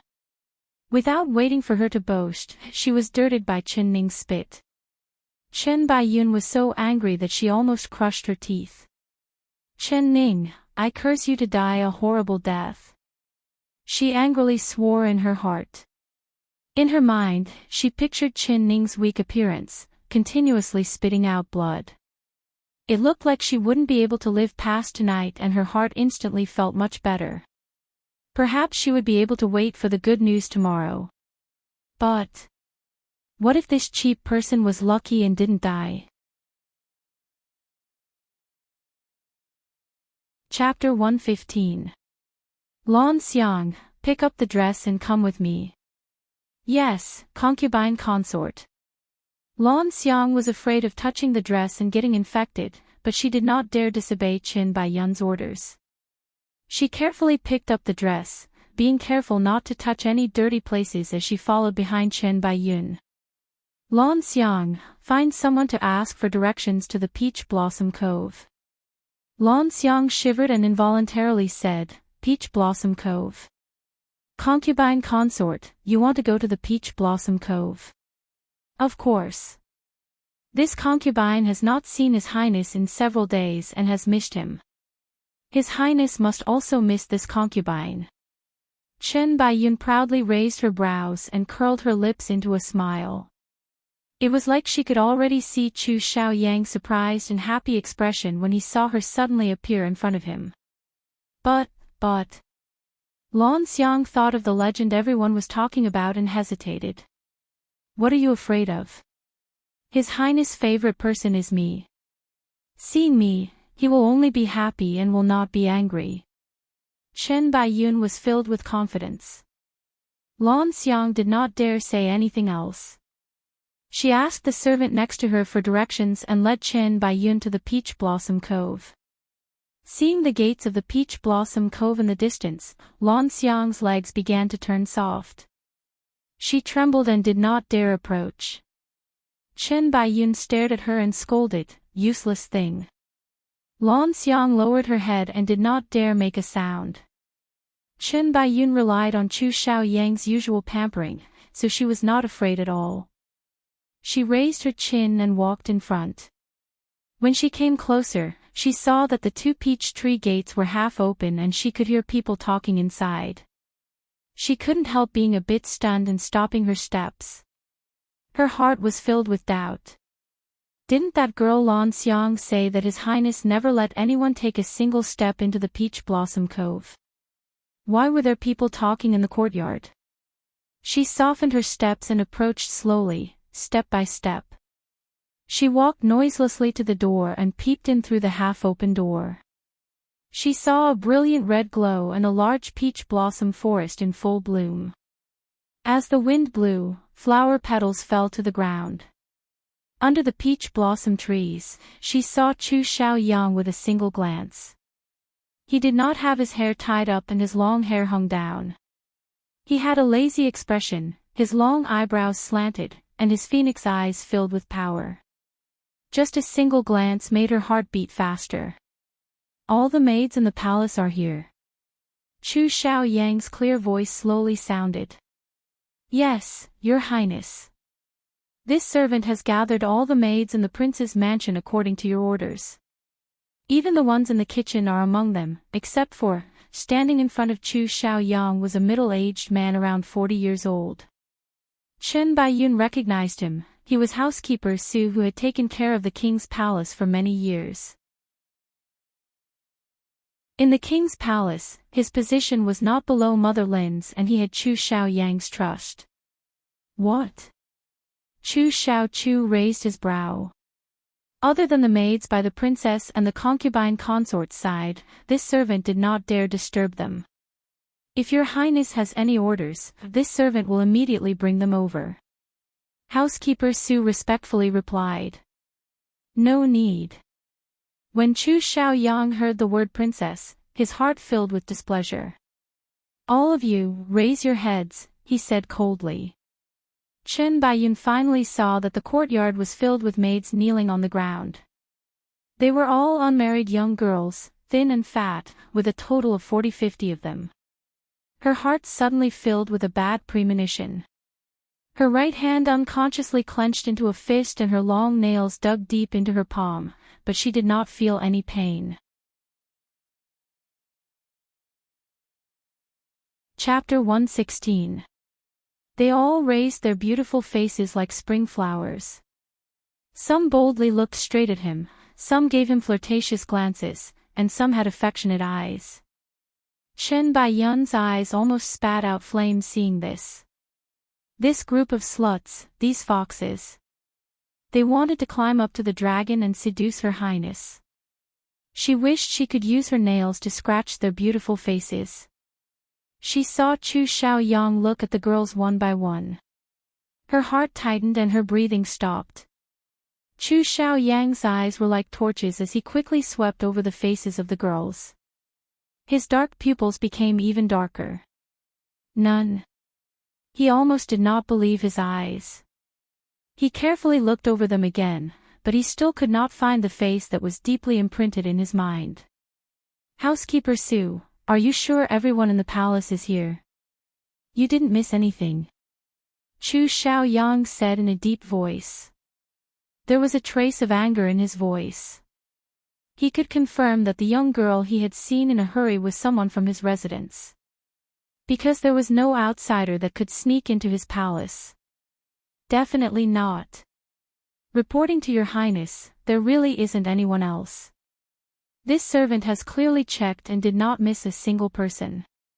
Who is the person your highness is looking for? Could it be for the two maids in Wangfei's courtyard? One of them is called Chun Tao, the other is called Xia He, and the other is a maid brought by the princess. Then there is the concubine consort's maid, Lan Xiang. Housekeeper Su broke out in a cold sweat, but he did not dare wipe it. He could not understand what was wrong with his highness today. Why was he suddenly interested in the maids of the palace? Could it be that the concubine consort had made his highness unhappy? He remembered that his highness had been staying alone in the Peach Blossom Cove for the past few days. He couldn't help scolding himself for being too careless, letting his highness stay alone for so long. He should have arranged for a few gentle and beautiful maids to warm his highness' bed earlier. Chu Xiaoyang knit his brows again. When he heard Chun Tao and Xia he subconsciously knew that the people he was looking for were not them. How could such a pure and refined girl have such an unsophisticated name? All of you scram. He suddenly lost his temper. One by one, the maids were trying to flirt with Chu Xiaoyang. They were not prepared for his shout and were all scared pale. Thinking of the rumors in the palace, they did not dare stay a second longer and ran away in the blink of an eye. You also scram for this king. Chu Xiaoyang looked at the loyal housekeeper Su with displeasure and kicked him in the butt. This idiot, he couldn't even do a small thing, what use was keeping him? Housekeeper Su also hastily covered his butt and ran away. Chen Baiyun's lips couldn't help curling up as a smile spread across her face. She proudly tucked her loose hair behind her temples. These common women, none of them were even half as beautiful as her. How could His Highness like them? But this matter also gave her a warning. His Highness wouldn't suddenly gather a large group of maids for no reason. It must be because she wasn't by his side for the past few days that he felt lonely. She could not help. Your Highness, why are you so angry for no reason? We haven't seen each other for a few days, don't you miss her? Chen Baiyun's hand touched the door and her red lips slightly opened. Her voice was very delicate, as if water could be squeezed out of it. Chu Xiaoyang tightly knit his brows. It was unknown what he was thinking, but he did not know that Chen Baiyun was right outside the door. Chapter 117. Yun, why are you here? Chu Xiaoyang's mood suddenly changed from anger to gentleness. His voice was a bit stiff. But Chen Baiyun did not care. As long as she saw him, she would be satisfied. Your Highness hasn't come to the intoxicated flower pavilion for several days and this concubine was worried about your Highness' body, so I came to visit. Seeing that your Highness is safe and sound, this concubine can finally relax. Your Highness must have something important to do, so this concubine will not disturb your Highness and will leave now. Chen Baiyun did not enter the door. She stood outside and bowed to Chu Xiaoyang before turning to leave. She understood a man's mind. She knew what Chu Xiaoyang liked to hear and what he didn't like the most. She just needed to express her concern for him. As expected, this move filled Chu Xiaoyang's heart with joy. When he saw Chen Baiyun suddenly appear in the Peach Blossom Cove, the slight unhappiness in his heart was swept away. You little thing, where are you going? The two of them were separated by over 10 meters, but in the blink of an eye, Chu Xiaoyang had already appeared in front of Chen Baiyun and she fell into his embrace. Your Highness. She gave a surprised cry. Her waist had already been grabbed by him and she was in his embrace. She reached out and wrapped her arms around his neck. Her breath was like an orchid, making Chu Xiaoyang's heart surge. It had been a long time since he had been intimate with her. At this moment, he was hugging a soft and fragrant body. Her body exuded a faint and sweet fragrance. His blood rushed to his head and he could no longer endure it. He tightened his arms around her and gently bit her white and tender earlobe, letting out a low chuckle. Little thing that doesn't mean what you mean. Did you really come to find this king just to see me? His voice was hoarse and it was filled with an irrepressible emotion. Chen Baiyun was tickled into his embrace and her face filled with embarrassment as she said, Your Highness, you're so bad. You're deliberately teasing Yun, but Yun won't say it. The two of them had been married for several days. Because she was pregnant and because she had fallen in the hall, he had not touched her at all. Chen Baiyun knew that men were like cats. Once they tasted something, they would be greedy. His heart would fly away if she did not let him have a taste of her. Chu Xiaoyang's hand couldn't help reaching into her clothes. Chen Baiyun's face turned red from embarrassment and she said in a soft voice, Your Highness, not here. There are people here. She still remembered that Lan Xiang was beside her. If the maidservant saw this embarrassing scene, how would she be able to live in the future? Chu Xiaoyang's hand suddenly stopped and he knit his brows. Chu Xiaoyang's hand suddenly stopped and he knit. Yun Chen Yun, and Yun E Tian is Yun with Su, with his gaze was fixated on her body. She was only wearing a plain white undergarment. Her skin was ice cold, like beautiful jade. Chen Baiyun's heart skipped a beat. This was the chance she wanted. She looked down and shrank into Chu Xiaoyang's embrace, looking like she wanted to say something but was hesitant. Yun as Yun Yun Yun Yun Yun Yun Yun Yun Yun Yun Yun Yun Yun Yun Yun as Yun as Yun Yun comma Yun Yun Yun Yun. Cheap servant, since you brought clothes, why didn't you let the concubine consort wear them? If Yun catches a cold, this king will take your life.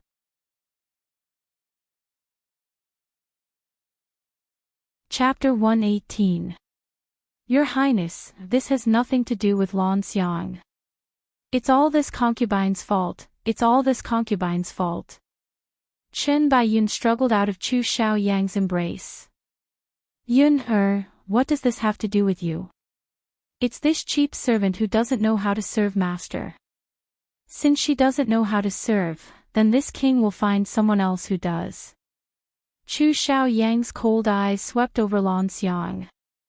Lan Xiang's body trembled as she kept kowtowing. I beg your highness, this really has nothing to do with this servant. It's. She secretly looked at Chen Baiyun. What is it? Chu Xiaoyang shouted again. It's the concubine consort's dress that's dirty, she can't wear it anymore. Lan Xiang replied in a trembling voice. A good dress, how could it be dirty? Could it be that the concubine consort's dress was dirty, you couldn't have given her another one to change into? It's clear that it's a servant like you who doesn't do your job well, not caring about master at all. Chu Xiaoyang angrily said, as if he wanted to vent all the dissatisfaction in his heart on Lan Xiang. Lan Xiang kept kowtowing, not daring to say a word. Your Highness, please calm your anger. This matter cannot be blamed on Lan Xiang, it's this concubine. This concubine accidentally dirtied my beloved dress. Chen Baiyun's tears were about to fall. She looked like she had been wronged, which immediately aroused Chu Xiaoyang's suspicions. This king remembers that this is your most beloved dress, how could you accidentally dirty it? Something must have happened, tell me everything clearly and don't hide a single word. Chu Xiaoyang's face sank. Your Highness, it's really nothing. Speak. Chu Xiaoyang loudly ordered. Chen Baiyun's heart was filled with pride, but her face was filled with shame. She bit her lips and said, it's all this concubine's fault. This concubine was worried about elder sister's injuries, so I disobeyed your highness' orders and went to visit elder sister. Before she could finish, she was already coldly interrupted by Chu Xiaoyang. Was it done by that cheap woman? He unconsciously clenched his fists as his heart filled with rage. Actually, it really had nothing to do with Big Sister. Big Sister was seriously injured and had a severe cold. She kept coughing. Yun was worried about Big Sister and went to pat Big Sister's back. In the end, Big Sister spat on Yun's skirt. Big Sister really didn't do it on purpose. She even spat out a few mouthfuls of blood. If Chin Ning heard her words, she would definitely give her 2 fingers in praise. Her accusation was very skillful. Not only did she push all the blame onto Chin Ning, she also showed her deep sisterly love and how loyal she was. Chu Xiaoyang's pupils suddenly shrank. That damned bitch. He gritted his teeth and said hatefully, his eyes bursting with a strong murderous intent. Your Highness, please don't blame elder sister, it was all Yun's fault. If Yun listened to your orders and didn't visit elder sister, then today's matter wouldn't have happened. It was Yun's carelessness that dirted her dress. Elder sister is already this sick, so you can't punish her anymore. Otherwise, Yun's heart will be filled with guilt for the rest of her life. Chen Baiyun's slender hands tightly held onto his sleeves as she pleaded while crying.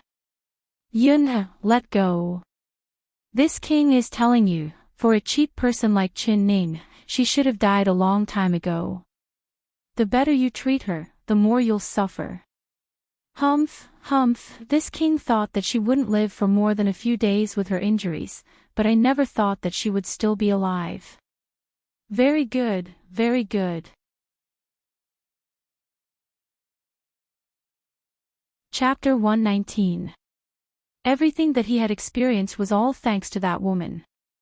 If it wasn't for the fact that he had been thinking about that unknown girl for the past few days and had not taken a single step out of the Peach Blossom Cove, he would have let Qin Ning go this easily. But today, he could not endure it any longer. Someone come. Chu Xiaoyang suddenly gave a loud shout. Chen Baiyun was shocked and quickly said, Your Highness, what do you want to do? Chu Xiaoyang did not reply. He looked at Xiao Zi, who had heard the noise, and said in a sharp voice, Pass on my orders. The Princess Chen is seriously ill and will bring disaster to others. Immediately move to the wooden hut and no one is allowed to approach. If anyone dares to enter the wooden hut, they will be killed without mercy. Do you understand? Xiao Zi immediately bowed and replied, This servant understands. I will definitely follow your highness' orders. Chu Xiaoyang gave a cold snort. Although he hated Qin Ning and wanted her to die, he knew that no matter what, he could not personally kill her. Paper could never cover fire. If he personally killed his wife, sooner or later, the news would spread. Although he didn't like her, their marriage was arranged by the emperor. If the emperor found out, he wouldn't let him go. Therefore, the only thing he could do was to torture her to death. Your Highness, don't. Elder sister is already vomiting blood from her illness. If you send her to the wooden hut, wouldn't that take her life? Chen Baiyun's heart was so happy that she wanted to laugh, but she still had to pretend to be worried. You're right, this king wants that cheap woman's life. Chu Xiaoyang's heart was filled with hate, but he still had a calm expression on his face. He stroked Chen Baiyun's face and his eyes fell onto her stomach. Yun, you shouldn't worry too much about that cheap woman. If she stays in the wooden hut for a few days, perhaps her illness will be cured. Have you felt any discomfort these past few days? Is our child all right? Chen Baiyun gave a shy smile, Your Highness, this concubine is fine. The child is also fine. Chu Xiaoyang gave a laugh. He reached out to pick her up and walked to the intoxicated flower pavilion. Chen Baiyun buried herself in Chu Xiaoyang's chest and finally couldn't help laughing. My good elder sister, you've dirtied my dress, so I'll take your life. After Chen Baiyun left, Xiaoru followed behind her and closed the door. She turned around and smiled at Qin Ning with a peach blossom-like smile. Young miss, that mouthful of phlegm you spat just now was really satisfying. It would have been better if he had vomited on second miss's face. Her tone was slightly regretful. Qin Ning sat up on the bed and wiped the blood from her mouth. She blinked at the window and said, She left. Let's go. Xia, he answered. She nodded her head vigorously, covered her mouth, and giggled. What?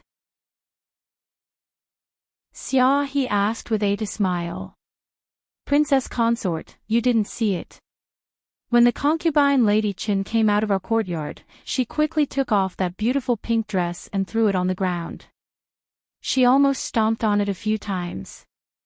When she first came into our courtyard, she was like a proud phoenix, but when she left, she was like a chicken that had its feathers plucked off. When he said this, the four of the Xiaohe clan shouted time. Qin Ning smiled for a while before putting away her smile. She looked out the window in deep thought.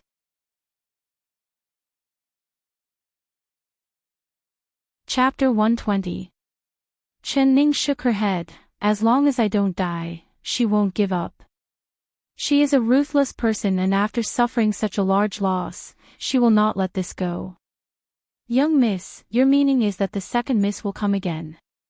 Chen Ning smiled without saying a word. She pointed at the gift box that Chen Baiyun had left behind. Open it and take a look. I wonder what kind of gift my little sister has given me. Xiao Ru angrily said, the second miss is just a weasel. The things she brings are either rotten or smelly. This servant will just feed it to the dogs. There's no rush in feeding it to the dogs. First open it and take a look. Chen Ning said with a smile. When the box was opened, there was a burst of light and dazzling light. It was actually a beautiful piece of jewelry. When Xiao Ru saw this, she became even angrier. Young miss, this servant understands. The second miss is purposely trying to anger you. She said that these things were given to her by His Highness, so she's giving them to you. She's clearly laughing at us. Who cares about her broken jewelry? After saying this, she threw it out the window. Chen Ning shook her head with a smile. Silly girl, you can just feed it to the dogs. The dogs don't like to eat this. If you take it to the pawn shop, you can get quite a bit of money. Oh, this servant is really stupid. Why didn't this servant think of this? This servant will immediately go and pick it up. Xiao Ru patted her forehead and quickly ran out of the room. She picked up all the jewelry that she had thrown out. Young miss, you're right. These are all good things and each one is worth quite a bit of money. She picked them up one by one and praised them. She was very happy, completely different from her previous angry mood. Suddenly, Chen Ning seemed to hear some noise outside. The smile on her face froze and her ears perked up. This servant will go out and take a look. Xia He also heard the noise outside and quickly walked out. She quickly came back with a look of panic on her face. Princess Consort, this is bad. Housekeeper Su has sent many people over, saying that the Princess Consort has a serious illness and is afraid that it will affect others. His Highness has personally given the order to move you to the wooden hut. What? Xiao Ru's face turned red with anger when she heard this. She clenched her fists and shouted, Young miss, it must be the second miss who complained to His Highness and said bad things about you. Chun Tao also said, the Princess Consort does not have a cold and will not infect others. Let this servant go and tell them. Slow down, slow down. This princess hasn't even said anything yet, what are you all so anxious for? Chen Ning said in a calm voice. Her face was calm and there was not a single trace of excitement on it. The three maids all looked at her with a puzzled look. Xiao Ru, as she said this, Xiao Ru, Xiao Ru, Xiao Ru, Xiao Xiao, you, Xiao Xiao Xiao Ru, you Xiao Xiao Xiao Xiao, as you move. T up the that as you say. T as. T up a, T as. As, T as is shout as, T as, xiao as he. She. He, Ning, His Highness has gone too far, listening to the second miss side of the story. You are his legal princess, why does he want you to go to the wooden hut? Why doesn't he want his precious concubine to sleep in the wooden hut? It's fine to sleep in the wooden hut. Xiao Ru, calm down. Chun Tao, go out and comfort them. Tell them that I'm packing up and will immediately follow them to the wooden hut. Xia He, come over, I have something to tell you.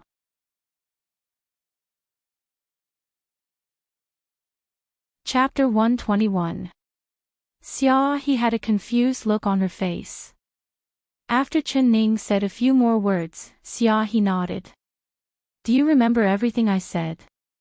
Chen Ning asked. This servant will remember. Princess Consort can be assured, this servant will definitely take care of this matter. Xia He said with a serious expression. Very good. Chen Ning smiled and then asked, Xia He, you are the daughter of the king's palace, so you must be very familiar with the palace. What is the best place in the palace? Xia, he replied without even thinking, of course it's the Flowing Cloud Pavilion. Other than the Peach Blossom Cove, the Flowing Cloud Pavilion is the best. The Peach Blossom Cove is His Highness' forbidden area, and without His Highness' orders, no one can enter. This servant has only heard of it and has never seen it. Peach Blossom Cove. Flowing Cloud Pavilion. Chen Ning thought about it for a moment. Then she suddenly clapped her hands and said with a smile, all right, we'll move to the Flowing Cloud Pavilion when the time comes. She liked this name as soon as she heard it. Hearing this, Xiao Ru and Xia He's mouths fell open as they looked at her in disbelief. His Highness had already ordered her to be locked up in the wooden hut, which was equivalent to being thrown into the cold palace. How could she still live in the Flowing Cloud Pavilion? But the two of them were afraid that Chen Ning would be sad, so no one dared to say anything. Outside, the servants sent by housekeeper Su had already charged into the courtyard and were currently cursing at Chen Tao. Quickly move, quickly move. His Highness has ordered that the princess must immediately move to the wooden hut without any delays. If anyone dares to disobey, they will be killed without mercy. The one speaking was a middle-aged man with a sharp mouth. His face was filled with sarcasm, as if he was using a chicken feather as an arrow.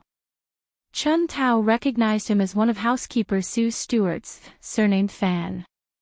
She immediately smiled and said, Steward Fan, please make an exception. Our princess is still sick in bed and cannot be frightened. Wait for us to clean up and then we'll immediately go to the wooden hut. Steward Fan gave a cold laugh and said, who dares disobey His Highness' orders? Quickly give up this place. His Highness wants to raise a few hounds here. If you delay His Highness' orders, do you not want your heads anymore? Following his words, several fierce-looking large dogs were brought into the courtyard. When they saw Chen Tao, they began to bark loudly. They bared their teeth and pounced forward. The hairs on Chen Tao's body stood up. Her legs went soft from fright and she fell to the ground. If you know what's good for you, then quickly scram. Otherwise, don't blame me for feeding you to His Highness' beloved dogs as snacks. Steward Fan looked at Chen Tao's pale face and proudly laughed. Changing this place into a kennel, of course, it was not Chu Xiaoyang's idea. It was Chen's words. Chen words. Chen's face, Chen's SSSSSS. Steward Fan was a person that only cared about profit and had long wanted to curry favor with Qin Baiyun as a concubine. Seeing this good thing that was delivered to his door, he naturally accepted it. In SS in SSS in Chin SS heard in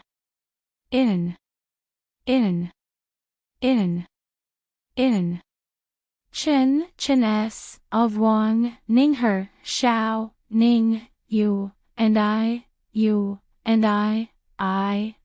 S I of I of you of S Chin I Chin S people. Done said Fans the Chin S, young miss, this servant wants to fight with them. I can't let them humiliate you like this. Young miss, this servant wants to go all out with them. We can't let them humiliate you like this. Chapter 122. Xiao Ru, stop. Chen Ning shouted out. Her face was very calm and there was not a trace of anger on it. She softly said, it's just a few mad dogs barking outside, so let them bark. Xiao Ru, Xia He, help this princess pack up. Don't delay planting beans because of the barking of rabbits. Xiao Ru and Xia He's eyes opened wide. Young miss, why aren't you angry? They have already bullied you. Are you just going to let them treat this place like a dog farm? This is not a good place. If they like to raise dogs, pigs, and turtles, then let them do as they please. When we move to the Flowing Cloud Pavilion, I promise you that I will not raise dogs here, all right? Chen Ning giggled as she spoke. She walked over and took the stool from Xiao Ru's hands. If you don't help me pack up, be careful that I don't spank your butt. Xiao Ru and Xia He did not understand Chen Ning's expression, but the two of them still obediently listened to her orders and quickly packed up a small bag. Xiao Ru, come with me to the wooden hut. Xia He, you and Chun Tao don't need to come with us. Just bear with it for a few days. Also, you have to do the things I told you well. Outside the window, Steward Fan's urging and cursing became louder and louder. The dog's barking did not stop. Chen Ning turned a deaf ear to him. She calmly explained everything before slowly walking out the door. Whose family's dog is this? Why does it keep barking? It only knows how to bark and doesn't even recognize its master. It really should be beaten to death. She stood at the door and did not even look at Steward Fan in the yard. Manager Fan's face turned red for a moment, then green for a moment. There was actually someone who dared to call him a dog. This was simply going against the heavens. He stared at Chen Ning and pointed at her with gritted teeth. He shouted, "Where did you come from, stinky girl? You're quite bold, daring to call this steward a dog." He saw that Chen Ning was wearing old clothes, her hair was not combed, and her face was pale, so he thought that she was a servant girl. Chen Ning's face sunk. Her eyes were like ice as she coldly looked over. How bold! What kind of thing are you, daring to insult this princess? What? You're the princess. Steward Fan's eyes opened wide in shock. He had seen Chen Ning in the wedding hall before, but Chen Ning's face had been painted beyond recognition, so he couldn't recognize her. Insulting the princess is a great crime. Chun Tao, according to the palace's rules, how should I be punished? Chen Ning coldly said. Chun Tao looked at Steward Fan. Her heart was filled with fear and she did not dare to reply. Speak! Chen shouted. Chun Tao's heart skipped a beat and she blurted, Chun Tao, all right, then help this princess slap this servant's mouth. Chen Ning gave a cold laugh. Chen Ning of Chen, king. Chen of Ning, Chen of Chen, Ning, Chen of Chen of Wang, Chen king, Chen. Someone dragged this princess to the woodshed. The people he brought this time were all strong men with wide waists. They all rolled up their sleeves as they charged at Chen Ning. Xiao Ru blocked in front of Chen Ning and shouted, You dirty paws, you're not allowed to touch my young miss.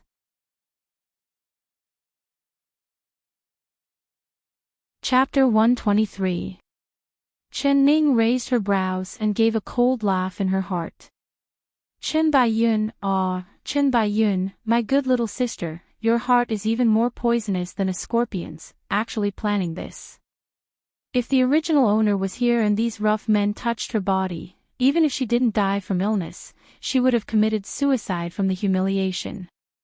But no matter how much you calculated, you never considered that the current Chen Ning was no longer the Chen Ning of the past that could not differentiate between good and bad. Stop! Her long brows knit together and she coldly shouted. She did not show any anger. Her eyes were as cold as water and her brows were filled with an inviolable aura. The servants were stunned and stopped in unison. They were intimidated by her might and didn't dare to move forward. Steward Fan angrily said, Go, all of you go. We are following His Highness' orders, what are you afraid of? His Highness. What does he count for? Chen Ning gave a contemptuous smile and coldly stared at Steward Fan. Open your dog eyes wide and look carefully. This princess is the legal princess of your highness and it was personally arranged by the emperor. If you are disrespectful to this princess, it is the same as disrespecting the emperor.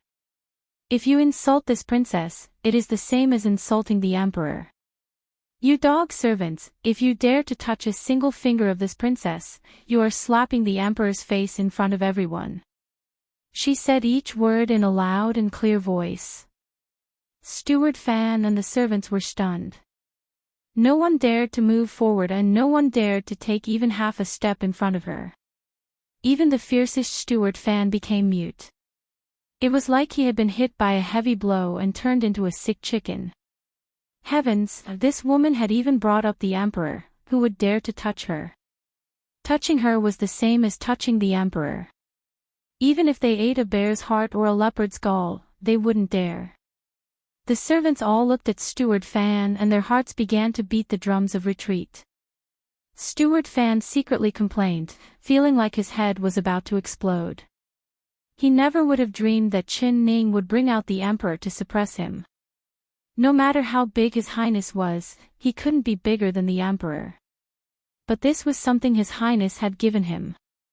If he didn't do a good job, His Highness would heavily punish him. If it was a light punishment, it would be eating bamboo shoots on his butt. If it was heavy, perhaps his head would be removed. With a put-on sound. Everyone was shocked. When they looked up, they found that the arrogant Steward Fan had suddenly knelt down in front of Qin Ning. He said with a crying face, Princess Consort, Great Aunt, Old Ancestor, I beg you to let this servant live. His Highness has ordered this servant to invite you to the wooden hut for 2 days. If this servant can't do it, then it will be a dead end for us. I beg the Princess Consort to be merciful and spare the lives of these servants. I ask the princess to be merciful and let these servants live. Qin Ning revealed a smile. She was thinking that this Steward Fan was really someone who knew when to yield, no wonder he could climb to his current position. In order to achieve his goal, he really didn't care about his face at all. Qin Ning revealed a smile. She thought that this Steward Fan was really someone who knew when to submit. No wonder he could climb to his current position. In order to achieve his goal, he really didn't care about his face. Her expression was indifferent as she spoke slowly. Steward Fan's eyes immediately lit up. He thought to himself that his act of kneeling and admitting defeat had indeed worked. Steward Fan's eyes lit up. He was secretly thinking that by kneeling down, there really was a way. Yes, yes, yes. The princess is compassionate, we will all remember the princess' benevolence.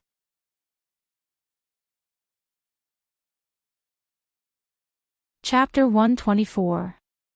Steward Fan suddenly became speechless.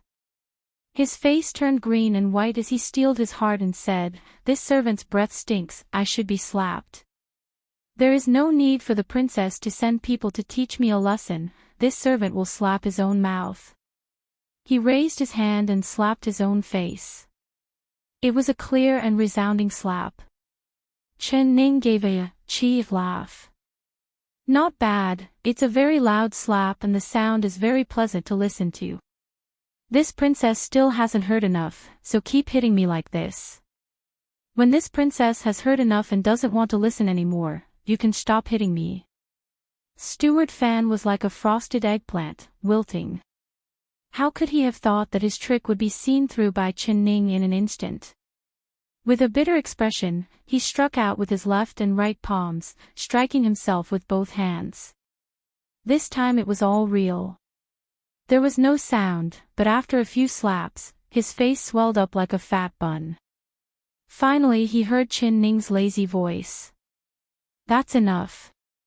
Steward Fan acted like he had been granted amnesty as he kowtowed to Qin Ning. This servant thanks the princess for her grace. There are a few more dogs in this yard that are letting out dog farts and smelling to the heavens. We can't live here anymore. Xiao Ru, come with me to the wooden hut for a few days. Chun Tao, Xia He, you two stay here. Didn't Steward Fan say that he wanted to raise dogs here? And this princess sees that these dogs are quite fat. Steward Fan, take good care of them. When the weather turns cold, stew them into a pot of fragrant meat for this princess, do you understand? Chen Ning revealed a smile as she looked at Steward Fan. With one sentence from her, the other person would agree. Steward Fan did not dare not agree, but he said in his heart, these are His Highness' most beloved dogs. If His Highness knew that he had stewed his beloved dogs into a pot of dog meat, he would chop me up and feed me to the dogs. It was a good thing that Chen Ning finally agreed to go to the wooden hut. His heart let out a sigh of relief. This servant will send someone to take the princess consort to the wooden shed and lead the way for the princess consort. He was like a dog trying to please her. No need, Steward Fan should just stay here and raise the dogs. This princess can't stand the smell of dog farts. After Chen Ning said this, she walked out without looking back. Xiao Ru carried a small bag and followed behind her. Steward Fan's face was filled with embarrassment. His swollen eyes stared at Chen Ning's back. He wanted to curse out, but he did not dare to. He was already filled with regret. He shouldn't have coveted Qin Bai Yun's 100 silver coins and ended up offending the princess consort. It had to be known that the princess consort was the official princess that the emperor had personally ordered. She was a true Buddha that could not be offended. How could he have been blinded by money? However, didn't they say that the princess consort was seriously injured and had a cold? Didn't they say that she was sick to the point of death? But when he saw the princess consort scolding him, her lips were like spears and her tongue was like arrows. How did she look like she was about to die? His heart was filled with doubt, but he did not want to report what had happened here to Wang Yi. He did not want to leave the impression that he was incompetent. All of you, keep your mouths shut. No one is allowed to say a word about what happened here today. If I find out that someone said anything, he turned around and said coldly to the crowd of servants. He swept away the flattering attitude he had in front of Chen Ning and became arrogant. His voice was filled with threat. The ugly scene of him slapping himself in front of Chen Ning definitely could not be spread out. Otherwise, no one in the palace would put him in their eyes.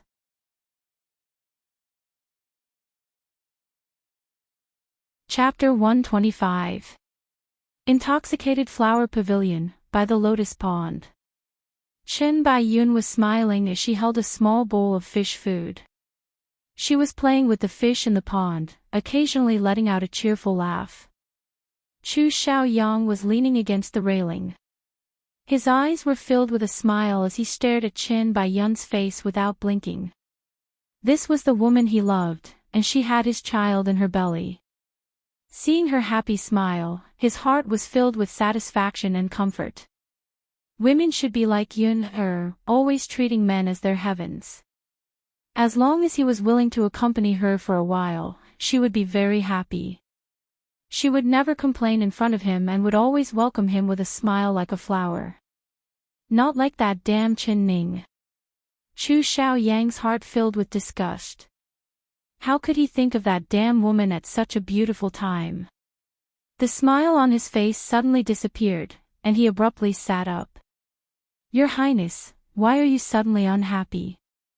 Although Qin Bai Yun was feeding the fish, she was still looking at Chu Xiaoyang's face from the corner of her eyes. She did not miss a single expression on his face. She put down the fish food and walked beside Chu Xiaoyang. Leaning into his embrace, she sweetly said, Your Highness, how about you feed the fish? These fish are really beautiful. Look at the one with the red dot on its head. It's the greediest and eats the most, he. Chu Xiaoyang held her waist and absent-mindedly looked at the sparkling surface of the lake. He was not looking at the fish in the water, but rather at the deep green lake water. It was unknown what he thought of, but he suddenly tightened his grip on Qin Bai Yun's arms and a strange gentleness appeared in his eyes. Yun, 8 years ago, it was you who jumped into the water to save this king, otherwise this king would not be here today. This king wants to ask you, you were only 8 years old back then, how did you have the courage to jump into the lake to save someone? His face was handsome, but his temperament was cold. When he didn't speak or smile, he was like an ice mountain that people did not dare approach. But at this moment, his lips were filled with a smile and his eyes were filled with gentleness. It made his cold face become gentle, making him look even more handsome. Chen Baiyun's heart began to beat like a little deer. Her eyes stared at his handsome face in a daze, almost stopping her breathing. Yun. Chu Xiaoyang called her a few more times before she woke up from her infatuation. She lowered her head with a blushing face and said in a low voice, "Your Highness, your smile is truly beautiful, even Yun is stunned by it. Can you smile at Yun like this more often in the future?" Her voice was sweet and charming. "All right." Chu Xiaoyang revealed a smile. "You still haven't told me why you jumped into the water to save me back then." "All right." Chu Xiaoyang revealed a smile. "You still haven't told me why you jumped into the water to save me in the past." Thinking of the past, his mood became strange and his eyes became deep as he looked at Chen Baiyun. The girl in front of him was no longer a charming and alluring young girl, but the little girl who was dripping wet all over and had her hair dripping with water. Chen Baiyun's heart skipped a beat. Her two small white hands grabbed onto Chu Xiaoyang's clothes and she pouted as she said, "Your Highness, it has been so many years.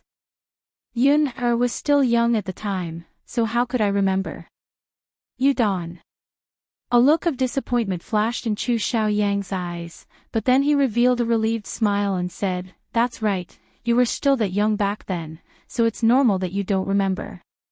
But after all these years, this king still remembers how you looked when you saved me."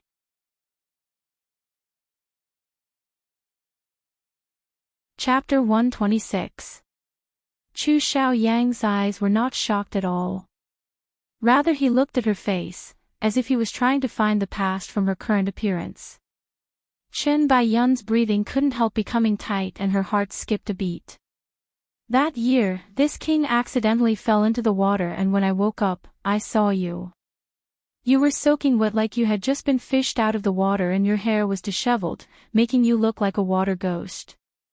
I was so scared that I fainted, but who would have thought that the water ghost you from back then would become this beautiful after 8 years? Yun, when you saved me in the past, did you think that there would be a day like this? Did you think that you would marry me and become this king's woman?" His eyes were filled with tenderness as he spoke of the emotional part. He wrapped his arms around her and kissed her deeply on the cheek. His lips were burning hot, but Chen Baiyun's palms were ice cold. She buried her head into Chu Xiaoyang's chest. "Your Highness, Yun knew in the past that I wouldn't marry anyone else but you. Yun will be your woman for life, so don't ever abandon Yun all right?" "What nonsense! You are this king's most beloved woman, how could this king abandon you?" Chu Xiaoyang said without any hesitation. Pausing, he then said, "Yun you can be assured. The position of the princess will be yours sooner or later.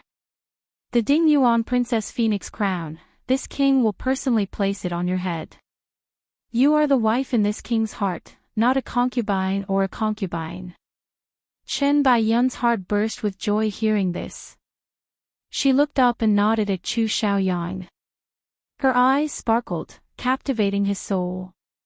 Seeing this, his blood began to boil as he carried her into the room. Suddenly, he stopped in his tracks and turned around. The passion in his eyes was quickly replaced by frost as he stared coldly in front of him. "Come out. This servant Fan Tong has something to report to your Highness." Steward Fan crawled out of the flowers and kneeled on the ground. He was trembling as he spoke in a trembling voice. He secretly cursed his bad luck. He didn't come earlier or later, but he had to come when His Highness wanted to be intimate with the concubine. He had nowhere to hide, so he could only run into the flowers and stab his butt with rose thorns. "What is it?" Chu Xiaoyang's eyes were filled with impatience.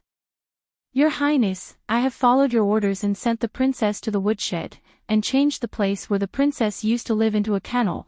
Before he could finish, he was interrupted by Chu Xiaoyang. Rice bucket. You really are a rice bucket, you. You want to report such a small matter to this king. Scram.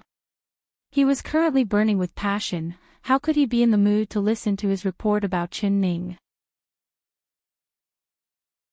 Especially when he heard the word princess, it was like he had stepped in dog shit and his heart was filled to the brim.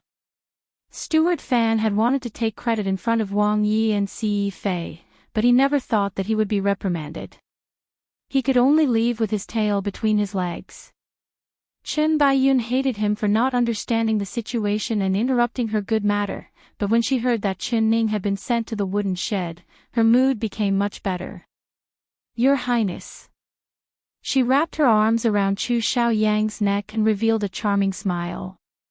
She twisted a bit, wanting to continue their entanglement. Chu Xiaoyang no longer had any thoughts of being intimate with her. He put her down and absent-mindedly said, Yunfer, you should rest first. This king still has things to do. I'll come see you when I have time. After saying this, he took large steps and left without looking back. Chen Baiyun's mouth was wide open as she looked at Chu Xiaoyang's back in disbelief. He left. His Highness actually left like this without any reluctance? She had spent a lot of effort to make His Highness' eyes fall on her again, but it had been ruined by that untactful steward. He really deserved to die.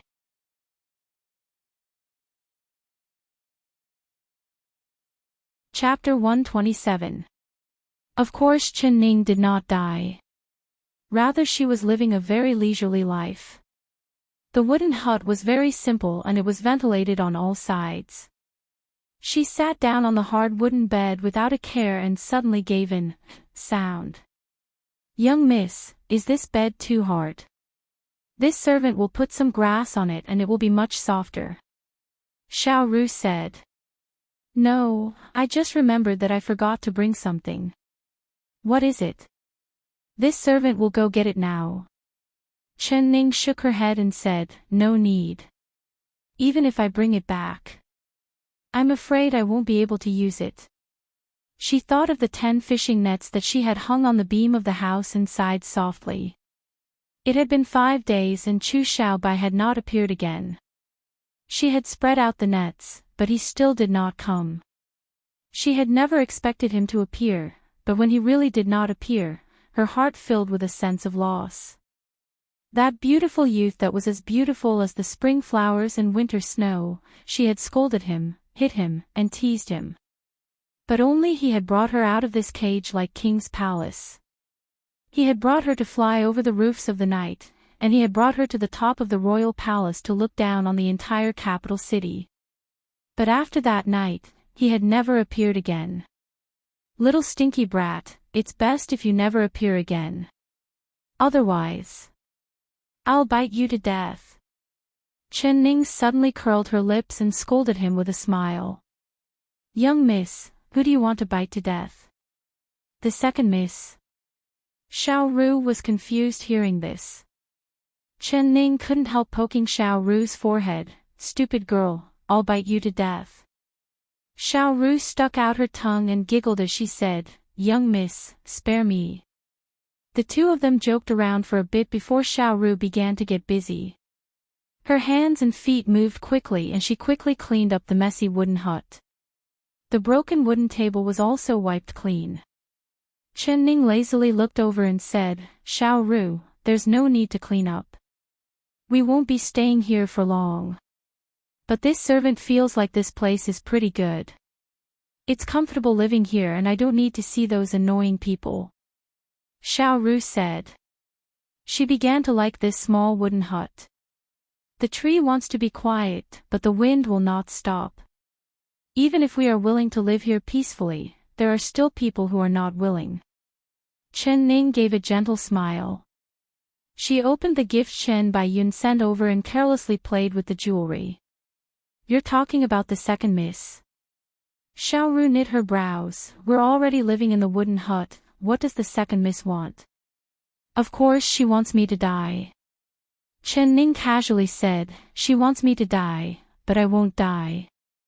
Not only that, I want her and Chu Xiaoyang to respectfully invite me out of the wooden hut and invite me to live in the best flowing cloud pavilion.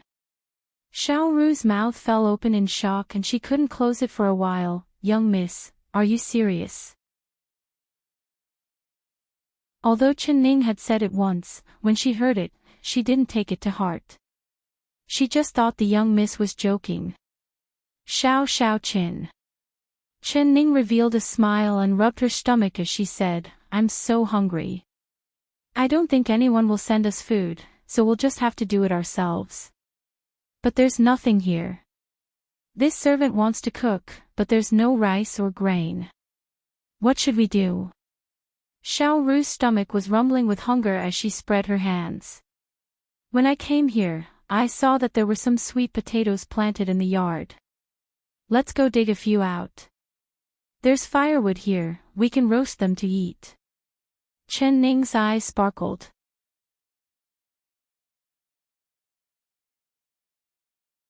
Chapter 128. The sweet potatoes that were dug out of the ground were very big and they were very fragrant after being roasted. Peeling off the burnt skin, the red meat was revealed.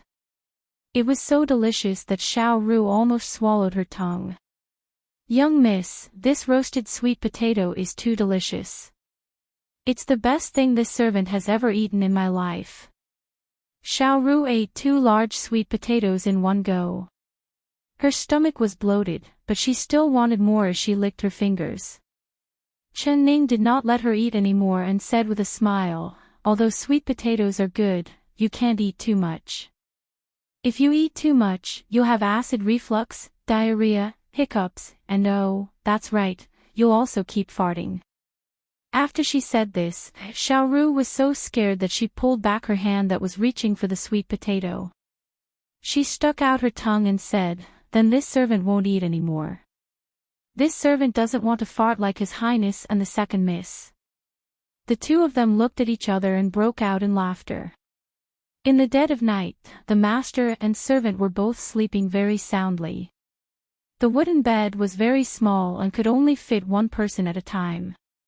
Chen Ning slept on the bed and Xiao Ru placed some straw on the side of the bed, making a mattress. In the middle of the night, the 2 wooden windows suddenly opened with a zhiya sound and a cold wind blew in. Chen Ning and Xiao Ru woke up at the same time. It's nothing, the windows were just blown open by the wind. Young miss, you can continue to sleep, this servant will go close the window. Xiao Ru rubbed her eyes and yawned as she went to close the window. Before she could walk to the window, a ghostly face with disheveled hair and a face as white as paper suddenly appeared in front of the window. It stuck out its blood-red tongue at her and let out a ghostly cry. Its 10 hands were bent like chicken claws, ready to pounce on her. Ghost, there's a ghost. Xiao Ru was so scared that her hairs stood up. Her legs went soft and she fell to the ground, almost fainting. The ghost leaped in through the open window, hopping and hopping. Mother, it's a crippled ghost. Xiao Ru was so scared that she couldn't even scream. Her body trembled as she tightly closed her eyes. Her mouth kept muttering, don't eat me, my flesh isn't tasty. If you want to eat it, go eat the second miss. The ghost jumped past her and directly jumped at Chen Ning on the wooden bed. Xiao Ru was scared witless, but she still gathered her courage to hug the leg of the lame ghost. She shouted, if you want to eat me, don't touch my family's young miss. The ghost jumped in front of the bed and gave a sinister laugh at Chen Ning. Young miss, run. Xiao Ru sat in front of the bed and laughed. Chen Ning sat up. Not only did she not run, she went up to the ghost and reached out to grab its tongue. Hey, your fake tongue is too lousy. I can tell it's fake at a glance. Do you think it's fake just by tying a piece of red cloth around your tongue? Also, where did you get that hair? It's too. And these clothes, tsk. Next time you want to pretend to be a ghost, I will teach you. As she spoke, she pulled out the ghost's red tongue, disheveled hair, and pulled at the ghost's clothes. He pulled. Chen and. She that. He almost and he and out. He.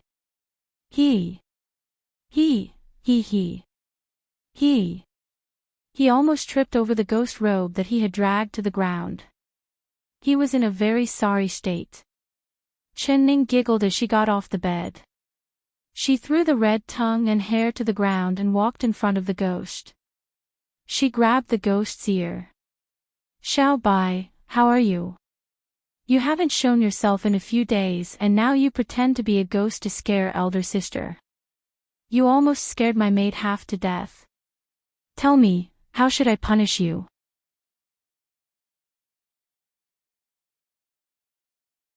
Chapter 129. He had spent so much effort to disguise himself like this. He had even scared himself when he looked at himself in the mirror. He never thought that not only would he not scare her, he would be scared by her. It's not that I'm not afraid of ghosts, it's just that your ghost is too fake, alright? Let me teach you a few moves next time. Chen Ning said with a smile. I'm not pretending anymore, it's not fun at all. The ghost broke free from her and with a flash, it jumped out of the window. Xiao Ru had just recovered from her shock. She crawled up from the ground and was still trembling. She looked at the red tongue on the ground and the messy wig before coming to a realization. Young mistress, is this ghost fake?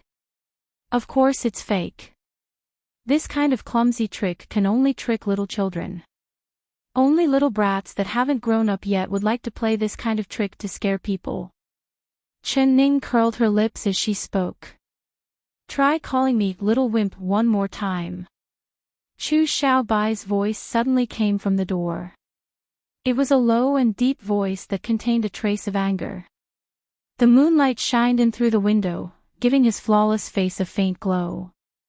His delicate brows were bathed in the moonlight and the wind gently lifted the corner of his robe. His white robe was spotless and he was like an immortal that had descended from the heavens. Young miss, quickly look. An immortal has descended to the mortal world.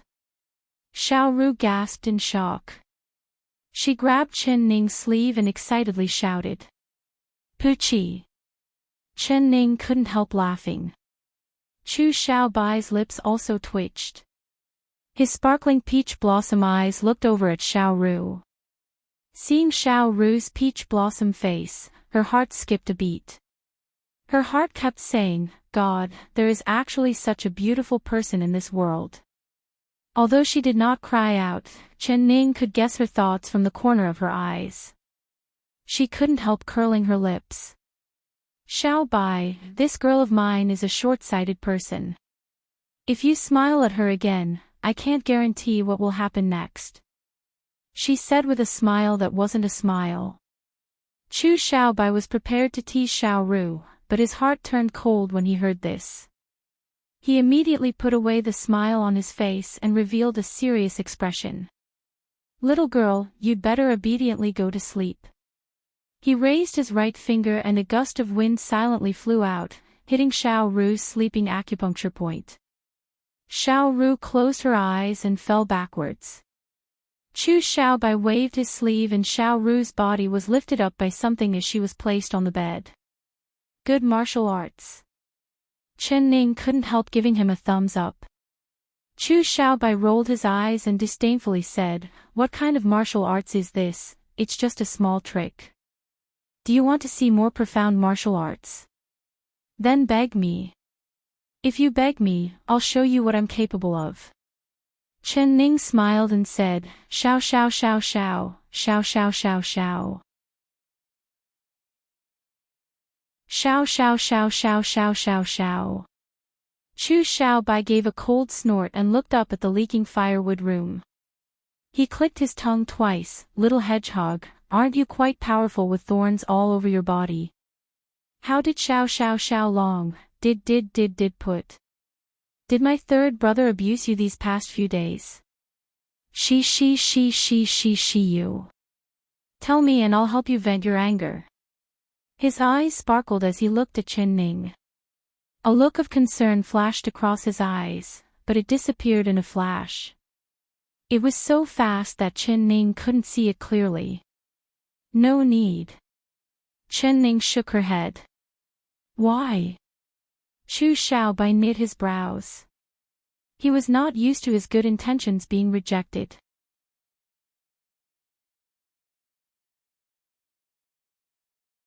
Chapter 130. Her expression was very calm, like she was talking about a very normal matter.